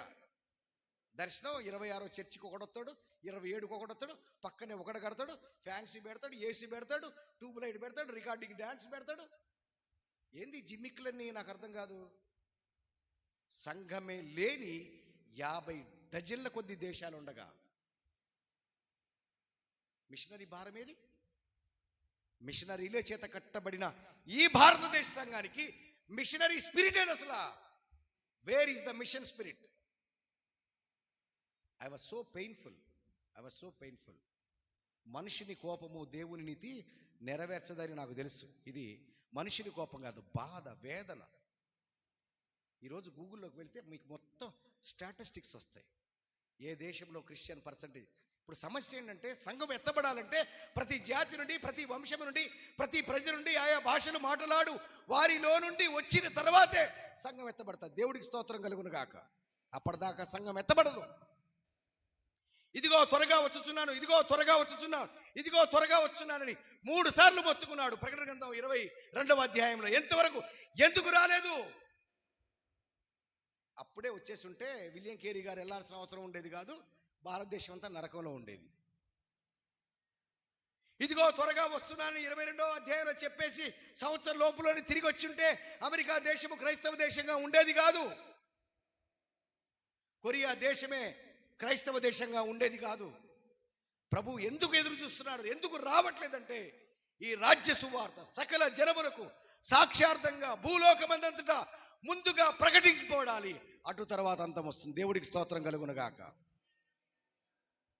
కరువులు, భూకంపాలు, జనం మీదకి జనము, రాజ్యం మీదకి రాజ్యము, యుద్ధములు, యుద్ధ సమాచారములు, అబద్ధ బోధకులు, అక్రమము, ప్రేమ చల్లారడము, ఇవన్నీ వేదనలకు ప్రారంభం. మరియు ఈ రాజ్య సువార్త సకల జనములకు సాక్షార్థమై ఈ సువార్త భూలోకమందంతా ప్రకటింపబడిన తర్వాత అంతం వస్తుంది. యేసు ప్రభు వారు వెళ్ళిపోతున్నాడు. ఒలీవల కొండ మీద కూర్చున్నప్పుడు శిష్యులు అడుగుతున్నారు ఏకాంతంగా, ప్రభువా నువ్వు తెగ చెప్పేస్తున్నావు ప్రసంగం, అసలు నువ్వు వస్తావా? నీ రాకడకు, యుగ సమాప్తికి సూచనలు ఏంటి అంటే, మిమ్మల్ని ఎవడు కూడా మోసపరచనీయకుండా చూసుకోండి. ఫస్ట్ రాత్రికి వచ్చేస్తాడు యేసు ప్రభు, ప్రిపేర్ అవుతున్నారు. ఈరోజు రాత్రికి వస్తే, బిడ్డ నువ్వు యాడికి పోతావు, బిడ్డ నువ్వు యాడికి పోవు, ఆయన రాడు, నువ్వు ముందు పో బయటికి. దేవుడికి స్తోత్రం కలుగునుగా. Just go to all nation. నువ్వు వెళ్ళు, ముందు నేను వస్తా. నా రాకడ గురించి నాకు పాఠం చెప్తావా నువ్వు వెళ్ళు. First do your job. I know what my job is. నేను చేయాల్సిన పని నాకు తెలుసు, నువ్వు చేయాల్సింది చేయి. యుద్ధాలు ఎప్పటి నుంచో ఉన్నాయి, కరువులు ఎప్పటి నుంచో ఉన్నాయి, భూకంపాలు ఎప్పటి నుంచో ఉన్నాయి. చరిత్రలోకి వెళ్ళి చూడండి. అబద్ధ బోధకులు గారడి సీమోను ఎప్పుడో అయ్యాడు, ఎప్పుడో గారడి సీమోను గాడు బయలుదేరాడు. ఇప్పుడా అబద్ధ బోధకుడు అంటే? మత్తయి సువార్త తర్వాతే కదా అపోస్తల కార్యం రాయబడింది. భూలోకమందంతా కరువు రాబోతుందని అగబనే ప్రవక్త చెప్పిన ఆ ప్రవచనము క్లౌదియా చక్రవర్తి కాలంలో సంభవించలేదా? 3వ శతాబ్దంలో యుద్ధము, 4వ శతాబ్దంలో గ్రీకుల యుద్ధము, 5వ శతాబ్దం, 6వ శతాబ్దం, 7వ శతాబ్దంలో మహమ్మదీయులు, 8వ శతాబ్దము, 9, 10 శతాబ్దంలో క్రూసేడ్స్, 11వ శతాబ్దంలో పానిపట్టు యుద్ధము. భారతదేశంలో ఎన్ని యుద్ధాలు జరిగాయి, ఎన్ని యుద్ధ సమాచారాలు ప్రజలు విన్నారు. ఇప్పుడు కూడా జరుగుతుంది. 2024లో ఇరాను ఇజ్రాయెల్ మధ్య జరుగుతుంది. ఈ రోజు కూడా జరుగుతుంది. ప్రభు రాలేదేంది? యుద్ధాలు, యుద్ధ సమాచారాలు సంఘం వింటూనే ఉంది 2000 సంవత్సరాలుగా. కరువులు వస్తూనే ఉన్నాయి, భూకంపాలు వస్తూనే ఉన్నాయి. యేసు ప్రభువా నువ్వెందుకు రాలేదు? అవన్నీ సూచనలు, వేదనలకు ఆరంభము, అంతము వెంటనే రాదు. ముందు ఈ రాజ్య సువార్త సకల జనములకు సాక్షార్థంగా భూలోకమందంతటా ప్రకటింపబడాలి. భూలోకంలో సకల జాతులకు ప్రకటింపబడాలి. అందరూ వినాలి, అందరూ చూడాలి. దేవుడు ఏర్పరచుకున్నవాడు సంఘంలోకి రావాలి. దేవుడికి స్తోత్రం కలుగునుగా.